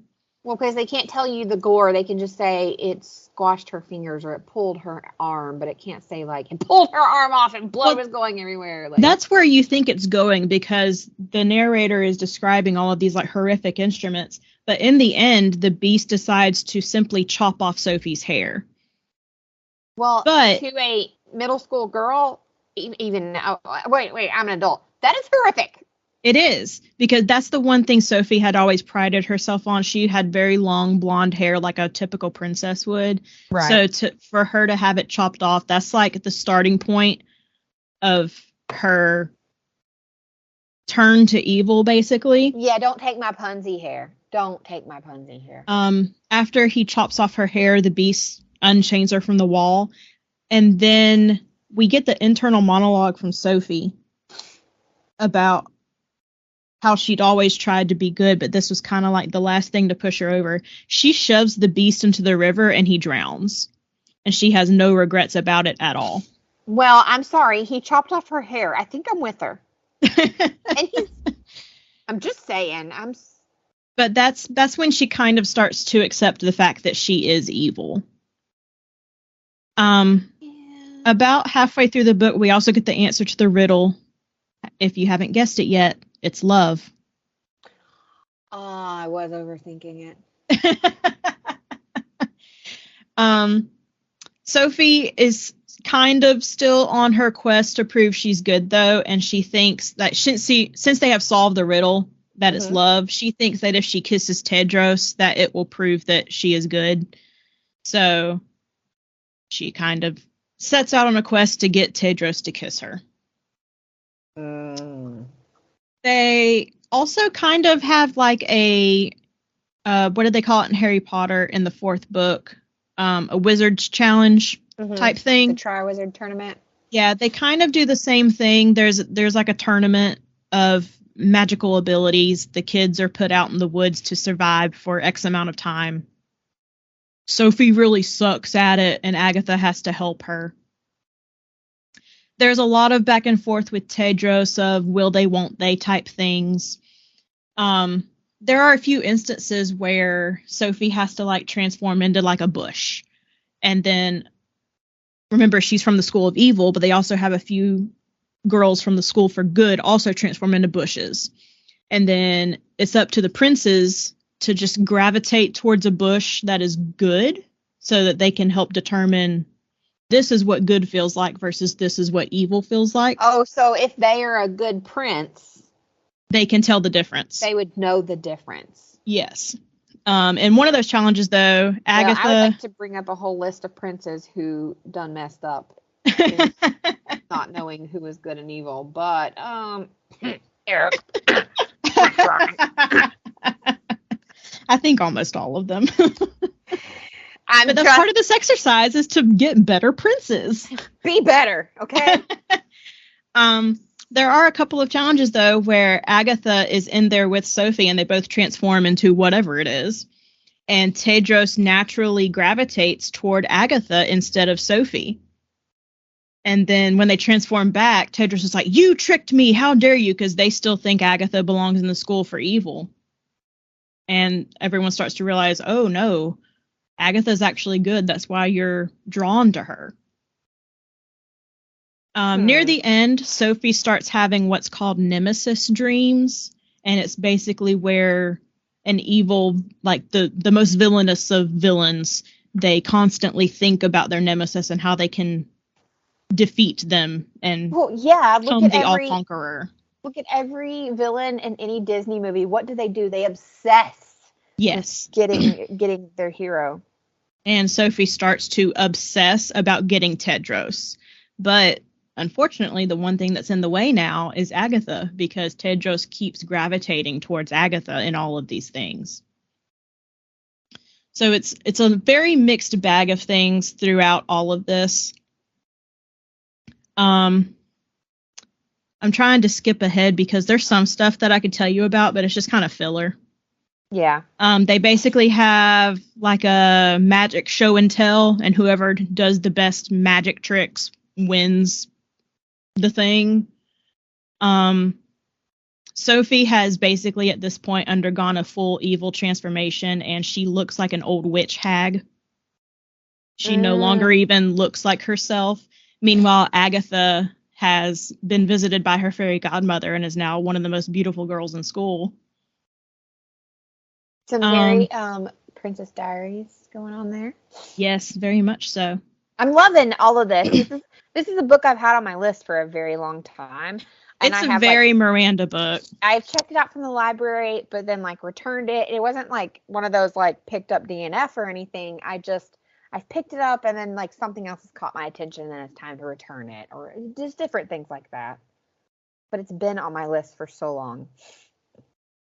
Well, not to give too much away, as with any grand adventure book, there is a huge fight, like a boss fight at the end of this book.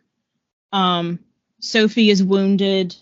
Agatha sees that Sophie is wounded and goes to like cradle her basically, and in like her dying moments, Agatha kisses Sophie because they're best friends. That's what best friends do, especially as children. Yeah, you kiss like on the forehead, the cheek, you hug, like, I mean, yeah. But that kiss is true love's kiss. I was going to say, because it's exactly what it is.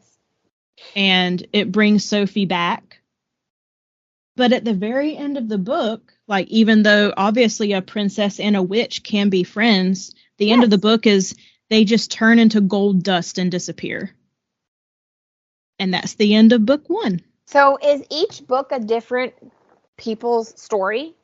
No, that's why I started reading book 2, is because I wanted to know how the rest of the series is. Yeah. So far, I'm about halfway. Yeah, I think I'm right at the halfway point of book 2. So far, it's a continuation of Agatha and Sophie, so obviously they come back, but I'm not going to tell you how. No, I'm glad you didn't, because I do have plans to read this. Like, and there's the movie that is now out on Netflix. Yes, I will. This goes into our adaptation minute. Yeah, just go on in it. I wanted to read this book because I wanted to watch the movie. I had watched the trailer for the movie and thought, ooh, that looks right up my alley. Same. So I give the book 4 out of 5. It was really fun. It was really good. Okay. If Caitlin listens to this, Caitlin is one of my friends. She loves the School for Good and Evil books. Like, she's so excited that I'm finally reading these. She was so upset with the movie. So... And I get why she was upset. They really did. They changed a lot. And my thing is, since it's a movie, I understand the changes that they made. I can appreciate them, kind of like The Shining. Okay. I can appreciate both the book and the movie for being separate things. Same, I do. And that's how I feel about this. I think it was a good adaptation. Okay. I think it would have been better being a series. Just because like it's a big book. Yes, like season 1, book 1. Book 1 be season 1, book 2 be season 2. Okay. Yes. The movie left a lot out that I think could have been included. Not to get all woke on you, but in the book, Agatha is supposed to be like a very pale, like kind of goth kid. Mm-hmm. Like, she's supposed to be like almost Strange, if you know who that is. Yes, like super stringy black hair, super duper Wednesday white. Addams. Like, yes, very Wednesday Addams like. In the movie, she's black. I mean, that's fine. Goth black kids, but I see what you're saying. There was a picture in your head. Well, it's not even in my head. It's literally on the cover. It's on the cover of the book. That too. But like, when you specifically say like this girl is like pale as a ghost, like she is super white, her skin is almost see-through, she has stringy black hair, and it's even on the cover of the book. And I mean, this was Agatha. The actress they cast for her, she did great. I love the way she interpreted Agatha. I think she played her very well. It's like forced wokeness, basically. Gotcha. And the actress they picked for Sophie, I thought was really good. She reminded me a lot of the girl who plays Sabrina. What's her name? Kiernan Shipka? Yes. Yeah. Yes. Reminded me a lot of her. It was kind of hokey at times, but then I have to remember it's supposed to be for kids. Right. So some of the acting is a little bit lackluster. Some of the lines are kind of cheesy. But you would expect that from a middle grade book. Exactly. So I like what they did with it. I hope that they continue with the series and make other movies as well, because I would definitely watch them. I think it would depend on how well it does. Yeah, and it has very mixed reviews, so I'm not going to hold my breath, but I do hope they continue. So obviously, these books have been on my list for a very long time, and then I saw they were becoming movies, and I was like, crap, I need to watch it before I watch the movie. So I have not watched the movie. But my mother really enjoys like television on this level, because she said she's like, it's fun, it's calm, it's like doesn't deal with like deep. She's like, all the things that I don't want to think about. Like, yes, there's death and things like that, but it's done in a different manner. So she really likes like things from the Disney Channel, movies like this and stuff. Yeah. And she was complaining to me the other night. Well, first off, she was on the phone with me while she was watching it the first time. And she's like, I guess I'm going to have to restart this movie. I must have missed something. She's like, something doesn't make sense. And I was like, yeah, Mom, you're on the phone with me while you're trying to watch a movie. So she restarted it, and I get a text the next morning that says, didn't enjoy this one. I felt like the preview basically gave everything away. To be fair, I think that's like everything nowadays. That she's not, yeah, you're not wrong, but she said she felt like everything was pretty much in the preview. And I said, well, I feel like the books, I said, it's a book series. I said, and from my understanding, you would get much more from the book. She's a reader, but she's like, I don't know. But she did say, eh. She was like, eh.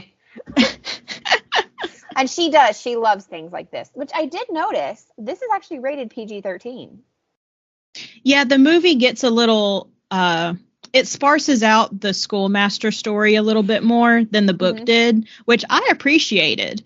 If you've watched Shadow and Bone, the schoolmaster is, I had just pulled up IMDb. That's actually what I was doing, was pulling up IMDb to see who. Anyways, he's one of the magicians in Shadow and Bone, and I think he did really good. I enjoyed what they did with the Schoolmaster plotline, because, to be honest, the book left a lot of questions in that respect of who is this mysterious person. So Agatha was the one that you said you actually enjoyed, the actress that is played in this. She actually doesn't have much acting under her belt at all. Her name is Sophia Wiley. She's been in The School for Good and Evil, obviously, as Agatha. But then she played Gina on High School Musical, the series from 2019 till, well, she's still doing it. So she doesn't have a whole lot of acting credits, which I kind of like. We talked about this before, when they pick people that are not that she's a nobody, but like unknown, I guess is what I'm trying to say. Yeah, the only big name in this was Charlize Theron. She played one of the professors. Yeah, I recognized her. Kate Blanchett is in it. So she does a voice, though, so you wouldn't realize it. Yeah, she's the voice of the Storian, which I thought was really cool, because in the book, the Storian doesn't talk. I was like, ooh, I like this. And then I was looking at one of the teachers in the ad. And it's Kerry Washington, probably. Oh, okay, that's who I thought it was. Oh, well, that's a pretty big name as well, Kerry Washington. Yeah. But I was looking like most of the main characters are no names. Charlize Theron and Kerry Washington. Lawrence Fishburne. Oh, yeah. He's only in there for like maybe 2 minutes. Yeah. But I mean, that's another like name. But I am looking at everybody else, and there's some like I recognize, but don't know why. But those are the 3 names that I definitely know, which they all do a lot of work, the 3 of them, with Netflix in general. So it doesn't surprise me. Which I was reading Soman Chainani, the author. He actually has a degree in film.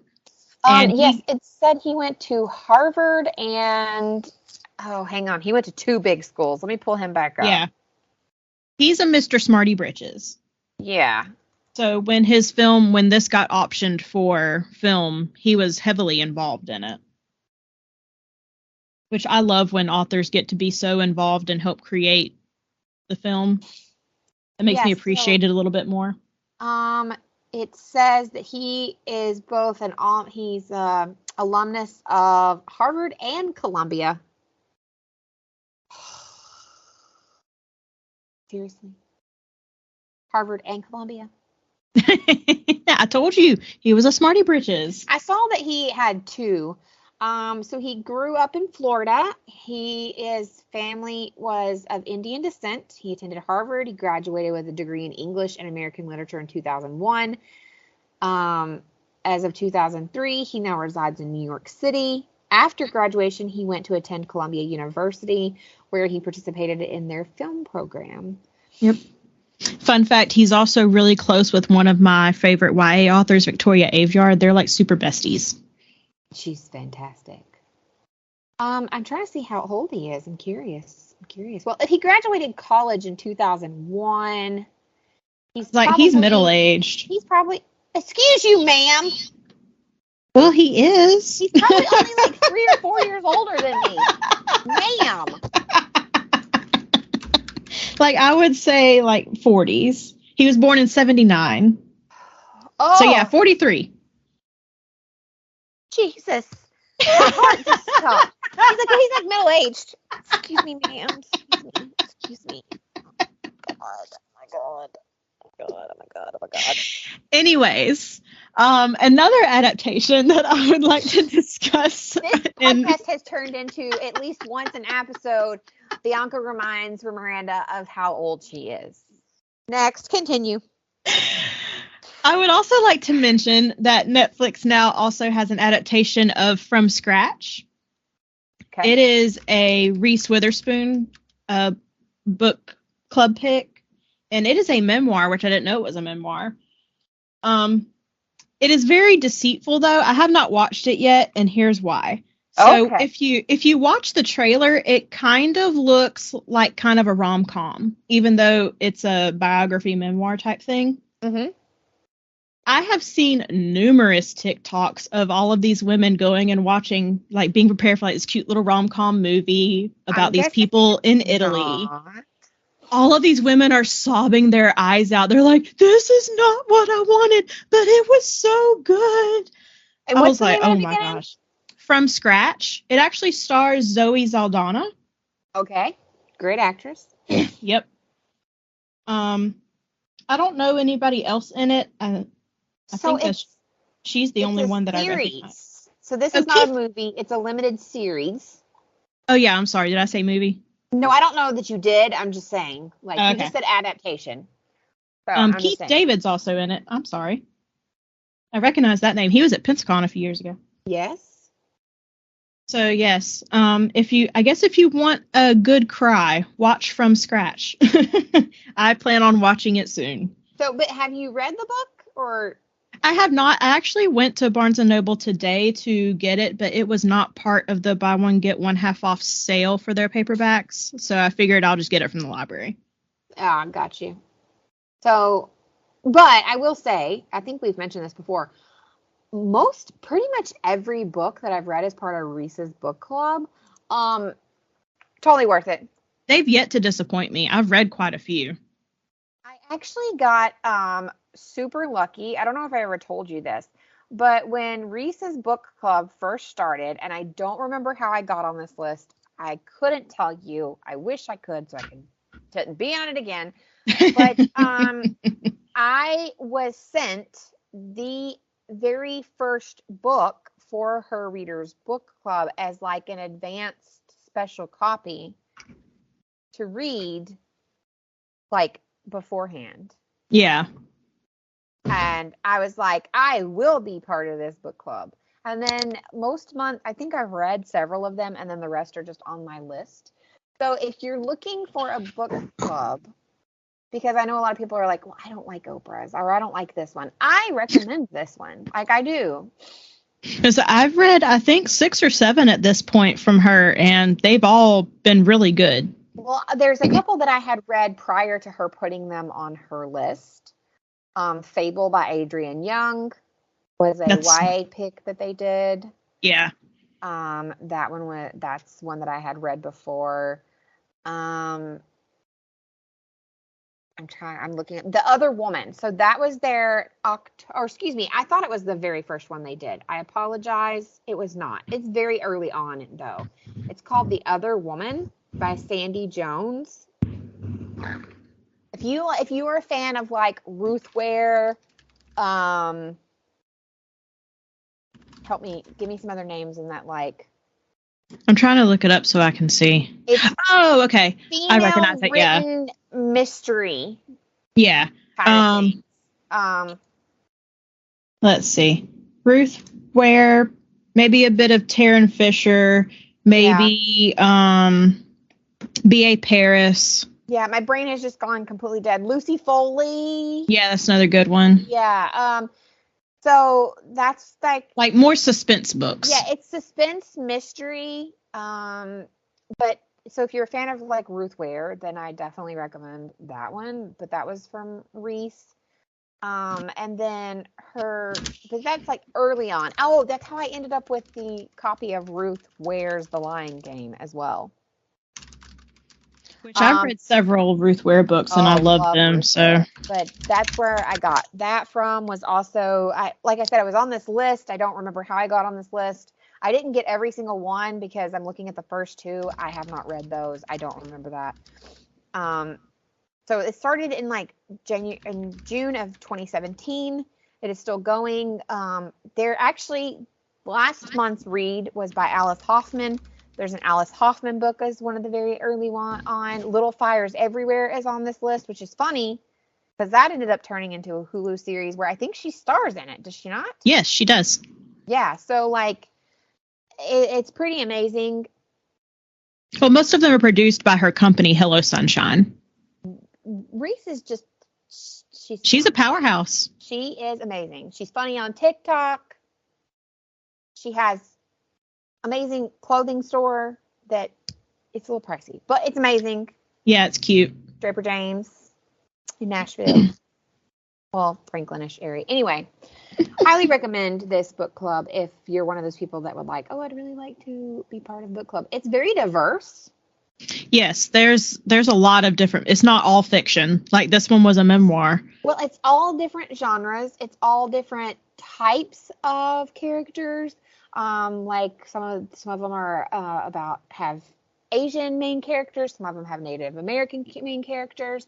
Now, I will say, I think most of the authors are female. I don't think there's any male authors. No, if I remember correctly, that is part of the rule for her book club is they all have to be female authors. Yeah. That was, if I remember correctly, that's part of the, well, because she wanted like a thing for women.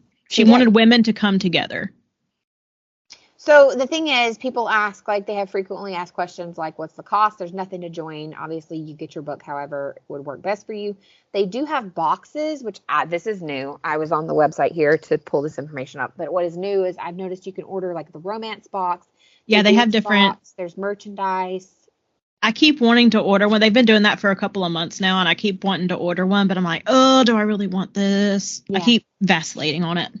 So they have an application process for, they have Lit Up, recognizes the community of women consists of diverse array of individuals, including cisgender women, transgender, and non-binary. So they have like a whole, like you can submit your novel or your manuscript so that you can possibly be accepted. And basically they open up to women, cisgender, transgender, non-binary women to submit their work to be part. And I guess she helps people be published because it says like, if you want to be part of Lit Up. So she must have a publishing company of some sort now as well. Well, and once Reese puts you in her book club, I've noticed she does a lot of repeats because Celeste, the woman who did Little Fires Everywhere, her new book that just came out is also part of the book club. So I'm assuming that once you're in there, there's a good chance your other books will be as well. Women, may we write them truer, raise them higher, and read them here, is what she says. I love that. That's that. I want that on a shirt. She probably has it. I'm sure if I click on merch. There's a candle called New Book Spell. There's a tote bag that says Going Places, Turning Pages. Well, speaking of acquiring new things, have you acquired any new books to your collection? I should be saying no, right? Like, should be saying no. That should be the answer. I live in a 2-bedroom flat, but that is not the answer. And no one can blame you, Miranda. I can't help it. I think I actually sent a picture to you the last time. You sent me you sent me a stack. But those are not the last ones I bought. So oh goodness. There's that. So the last two I sent you, I actually bought on my little anniversary trip with Jerry. So I purchased Her Majesty's Royal Coven by Juno Dawson. It's straight up a Miranda book. I was so excited about it. I have not read it yet. I will read you guys the synopsis if you would like. Yeah, go ahead. Okay, so Her Majesty's Royal Coven is an urban fantasy about alternate England that has a secret government bureau. Why did you just... Oh, so my page, boys and girls, finally went black, like dark mode like I wanted. That's great. Anyway, it's alternate England about secret government bureau. So it's like Discovery Witches meets The Craft, which The Craft is one of my favorite movies, and Discovery of Witches is one of my favorite series. This is the first installment of a trilogy about a group of childhood friends who are also witches. At the dawn of their adolescence, on the eve of the summer solstice, 4 young girls, Helena, Leonie, Niam, and Elle, took the oath to join Her Majesty's Royal Coven, established by Queen Elizabeth I as a covert government department. Now, decades later, the witch community is still reeling from a civil war, and Helena is now the reigning high priestess of the organization. Yet Helena is the only one of her friend group still enmeshed in the state of bureaucracy. Elle is trying to pretend she's a normal housewife. Niam has become a country vet, using her powers to heal sick animals. In what Helena perceives as the deepest betrayal, Leonie has defected to start her own more exclusive intersectional coven. And now Helena has bigger problems. A young warlock of extraordinary capabilities has been captured by authorities and seems to threaten the very existence.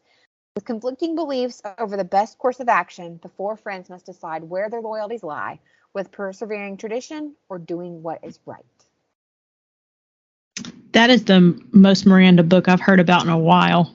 It says in this book they explore gender and the corrupting of nature of power in a very kind of provocative story of magic and matriarchy, friendship, and feminism. And I was like, sign me up.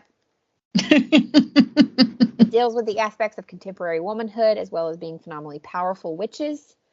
And like obviously growing apart, because that happens. I mean, not going too deep, but you and I have witnessed that, where friends grow apart, they come back together. They either last or they don't, but a lot of times friends grow apart and then come back together for something brings them back together. Yeah. Obviously in this one, it just happens to be they all have similar things to fight. Like they have an agreement. The other book I bought, you actually informed me that it's part of a series. I did not know this. I forget what it is now. I forgot I had texted, or I'm glad I had messaged you about it. I remember the conversation, but I forget what it is. You were like, please read the others first, because it's called The Ballad of Never After. Oh, yeah. So I had bought this book because of the cover. Plain, straight up, not even lying. And I read the synopsis, and it sounded pretty standalone. You were informing me it is not. It is not. It is not. It's by Stephanie Garber. It is book number 2 in Once Upon a Broken Heart series. It says, after Jax, the Prince of Hearts, betrays her, Evangeline Fox swears she will never trust him again. And that line right there is what I went, sold!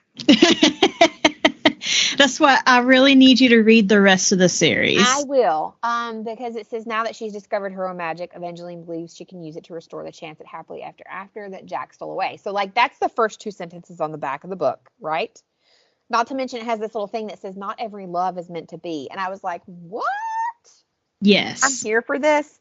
And the cover, because one of the glorious things I have about living in Europe is that when I buy English books, they are the UK covers majority of the time. And the majority of the time, for whatever reason, UK covers are so much better than American ones. I don't know what magic they work over there across the pond. I don't either. I have no clue. I don't understand because we have tons of beautiful American covers. And like when you look at the Once Upon a Broken Heart, the Ballad of Never, and the Ballad of Never After covers here on like Goodreads, they're the American cover. They're pretty, right? Like, okay, Yeah. cool. But no, this one, it's like looking out of a castle window with like delicate and intricate paintings around it. And there's these like poppy flowers coming up the bottom. And it's just gorgeous. And then like Her Majesty's Royal Coven, it's this bright pink book with the words are in like bright white writing, and then the picture kind of goes behind the words where the words are overlapping it, and the picture is something that you would see on like an old hand drawn like tarot card, like original tarot. I don't know, it's not actually from a tarot card, it's just like what you would think of. And the American version is just like I looked it up, like,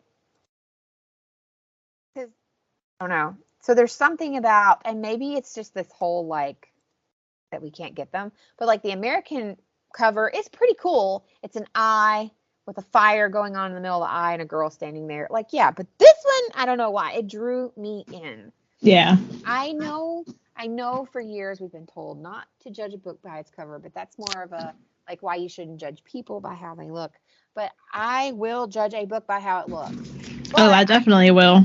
you also should not judge a book by how it looks, because I have found tons of authors that like maybe they can't afford the cover art, like that's not where they're focusing, and so the cover art is like cheesy or like kind of nondescript, and the book is phenomenal. So it's like a double-edged sword there. Yeah. So the other book I picked up was an acquisition. I completely finished it, and I don't remember if I claimed this as an acquisition before or not, but it was the Society for Soulless Girls. Did I talk about that one before? Yeah, that sounds familiar. Laura Steven. Okay, well, I was texting you about it as well. Oh, okay. Yeah, so I don't know if it sounds familiar because we were messaging about each other about it, or so yeah, it's phenomenal. I might talk about it at a later date. It's phenomenal. I don't know because of how our bookstore is set up, because we literally, like, this bookstore I bought it from is literally just like one shelf that says English. Yeah. You start at the top, it's nonfiction, or the very top row is like all the amazing, like, big sellers, like all the Bridgertons are up there, obviously, and then like there's a section of nonfiction. So like it's all together. The only thing that's separate is like the children's are down at the very bottom, like blatantly, like these are kids. I don't know if this is YA or not, but it was fantastic. Well, some of my acquisitions, obviously the book. Okay, so I got both of the School for Good and Evils through the library. So I picked up the second one. From the library, I also got a book called The Rabbit Hutch by Tess Gunty. This is actually a Barnes & Noble book club pick. This is what drew me in. A stunning debut novel about the quest for transcendence and the desire for love, set in a crumbling apartment building in the post-industrial Midwest. I'm here for it. That sounds very Bianca. I'm here for it. And that's literally all I know about the book, so I'll let you know. Gotcha. I also, thanks to Book Talk, discovered this book called Babel. I don't know how you want to pronounce it. It's by R.F. Kuang. It's the award-winning author of the Poppy War trilogy, for anyone who has read the Poppy War. Oh, yeah. This is their new book. It is very thick. I don't know why I'm choosing such big books recently. I would say Babel. I just looked it up, and it is like Babel, like the Tower. It's supposed to be kind of like the Tower of Babel. Yeah, so I would say Babel. But it's supposed to be kind of like a dark academia book, and I'm all for that. So I am, but you and I there's a couple. So that one looks like something to add to my list, but I've noticed here lately, sometimes dark academia has let me down lately. Yeah, it can be hit or miss. The one that I literally just bought about 3 hours ago Oh, the one you texted me? Yeah. That Called Postcards from Summer by Cynthia Platt. It was in the YA section, so I hope it's YA. What is it again? Postcards from Summer by Cynthia Platt. This cover is absolutely gorgeous. Yes. I sent a picture to Miranda like as soon as I bought it. I was like, look at this. And my response was, ooh. It's a white cover background with a man and a woman in the middle, and then Postcards from Summer in the middle with them. But then it's got all of these like tiny little illustrations in pink and green and like teal all around it. It's absolutely gorgeous. It says that it is The Notebook meets Love and Gelato, and it has a 4.13 on Goodreads. That's the reason I picked it up, is because it was there if you liked Love and Gelato, and I actually loved that book. We talked about it. It was one of my books for one of the podcasts. Yes, I remember that, because you were very disappointed with the We're going to pretend like the adaptation doesn't exist at this point. Well, you said we just separate them like they're two totally separate things. Yeah. But yeah, so I picked it up because it's supposed to be like Love and Gelato. It's supposed to be about a 17-year-old girl who goes to get connections with her mother. She also travels to Mackinac Island. Okay. And for those who don't know, Mackinac Island is an island up in, I think it's Michigan. I believe that is correct. Yep. But it's a tiny little island where there are no vehicles allowed. Lake Superior. Yeah. Yeah. There's no cars. Transportation is done by biking or walking. And if I'm not mistaken, supposed to be, that is correct of Mackinac Island, that you cannot take vehicles. If I'm correct, yeah.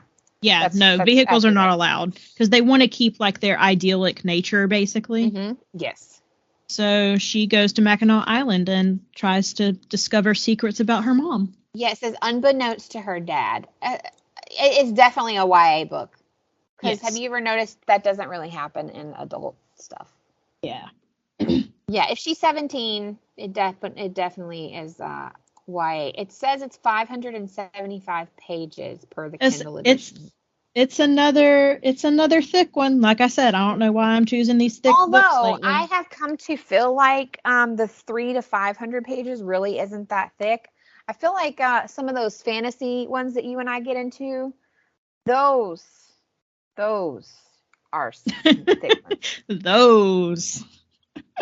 Well, that's like how many? Okay, I take it back. That is a lot of pages, because I thought A Court of Thorn and Roses was way more pages than what it is. It's actually only 419 pages. That's what I'm saying. These last few books I've picked up, I don't know why I'm getting into the long ones, but 2022 Bianca, we're here now. I am not looking forward to, I haven't read it yet. I'm not looking forward to A Court of Silver Flames because it's 757 pages. That's how I feel about Priory of the Orange Tree. I keep putting it off. Yep. I keep like looking over at it and I'm like, I'm going to get to you. I'm going to get to you. It's going to happen. I promise. I am here for you. I don't remember which one it was that I read of Sarah J. Maas's last, but it was like, it was so, like, it was good, okay? It was good, because you know I love her. I know you're not a big fan, but you know I love her. But the last one was so long, I was like, I need a break. I need a break. It was like 600 and something pages, and I was like, oh. Well, Miranda, where can we find you if we want to follow you anywhere? In the middle of a book, apparently.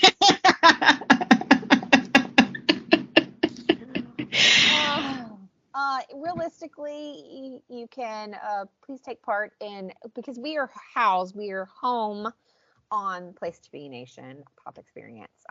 And with that means there is a website, placetobenation.com, that I am the lovely editor-in-chief of. Just toot my horn there. So placetobenation.com, where you can find not just Bells with Books, but all of the podcasts, as well as the other feeds, because like I said, we're on the pop feed, but all of the other feeds that are part of our wonderful nation, the Place to Be Nation, right? With that, we have the website and the Facebook group, where you can kind of find a whole, like, smorgasbord of things to talk about. Wrestling, books, music, movies, you name it. Muppets. Yeah, Andy and I talk about Muppets. We do. So there's a lot there. So you can find me in the group, and I'd love for you to come check out the website as well. Of course, I prefer people, if you want to follow me and like follow along I live in Europe, so everybody thinks I'm cool. Not really, but like everybody's like, oh, amazing. And I really just live a boring everyday life in another country. There are some great points about it, but yes. If you want to follow me and see my adventures of like traveling with my husband and son and our dogs, or just see my dogs doing really silly things, you can follow me over on Instagram at Mom's a Nerd. If you just search Mom's a Nerd, that's not my handle, but that's what I go by. You can search Mom's a Nerd. That's a lot of photography of my travels and reels of my travels. And then over on TikTok at Mom's a Nerd. It's a lot of just travel, trains, things like that. I have not gotten brave enough to branch into the book talk world yet because, as I said at the top of the show, it is both a fantastic, amazing place and can be very depressing and gatekeeping. So I haven't gotten brave enough to do that yet, but we have plans to maybe not do that on our own TikToks, but maybe on possibly on a Bells with Books. Maybe. I don't know. There are things in the works. Mwahaha. Well, since they can find me in all of those places, where can they find you at? You can find me over on the Instagrams. I am at Stylin' Freak. I don't post a lot of bookish content over there. Every once in a while I do. It's mainly just me living my life with some food and my cat. It's a lot of food and cat, where mine is like riding on trains and dogs. Yours is cooking and the cat. Yeah, basically. I mean, I cook too. I just don't post much of that because the few times I've tried to, it takes a long time, you know. It does. To do a video and cook at the same time. Anyway, sorry. You can also find me on the TikToks. I should be at Bianca Jimerson on there. I'm verifying. No, yes, I am. Are you? Okay, but I thought for some reason you were also Styling Freak, but I could be. I think I'm just at Bianca Jimerson there. Okay. I think I kept it simple on that one. Right now, I think I just have cat videos and like my one semi-viral Halloween video from a couple of years ago. Which is actually a video that you sent me and then chose to put it on TikTok. It was so funny. So yeah, you can. Ooh, I'm sorry. It is playing.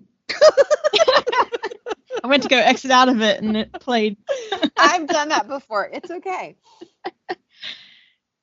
So yeah, send me. You can also find me on Goodreads. I think my profile is public, so you can send me a friend request. Oh, and we're on Goodreads. But it's a little bit harder to find us. I found out. Well, unless you're on a computer, I know it doesn't work on the app because I've tried to find friends on the app, and for some reason it doesn't work. Yeah, you have to go on the actual website and sign in there, and you can find friends there. Yes. So yeah, sign in on an actual computer and find me there.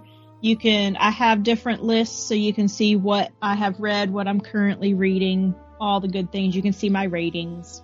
I used to have lots of in-depth lists. Mine, I don't keep up with the in-depth lists anymore, but you can definitely see like where I'm at in my reading goal for the month, what I've read, what I want to read, and what I'm currently reading.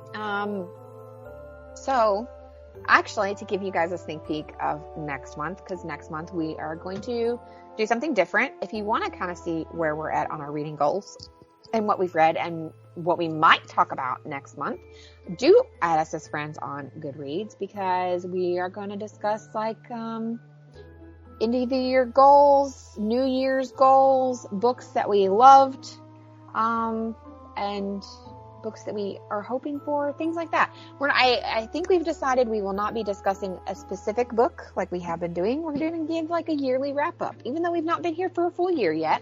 It just felt right. So next month, after you friend us on Goodreads, come on back to listen to us again.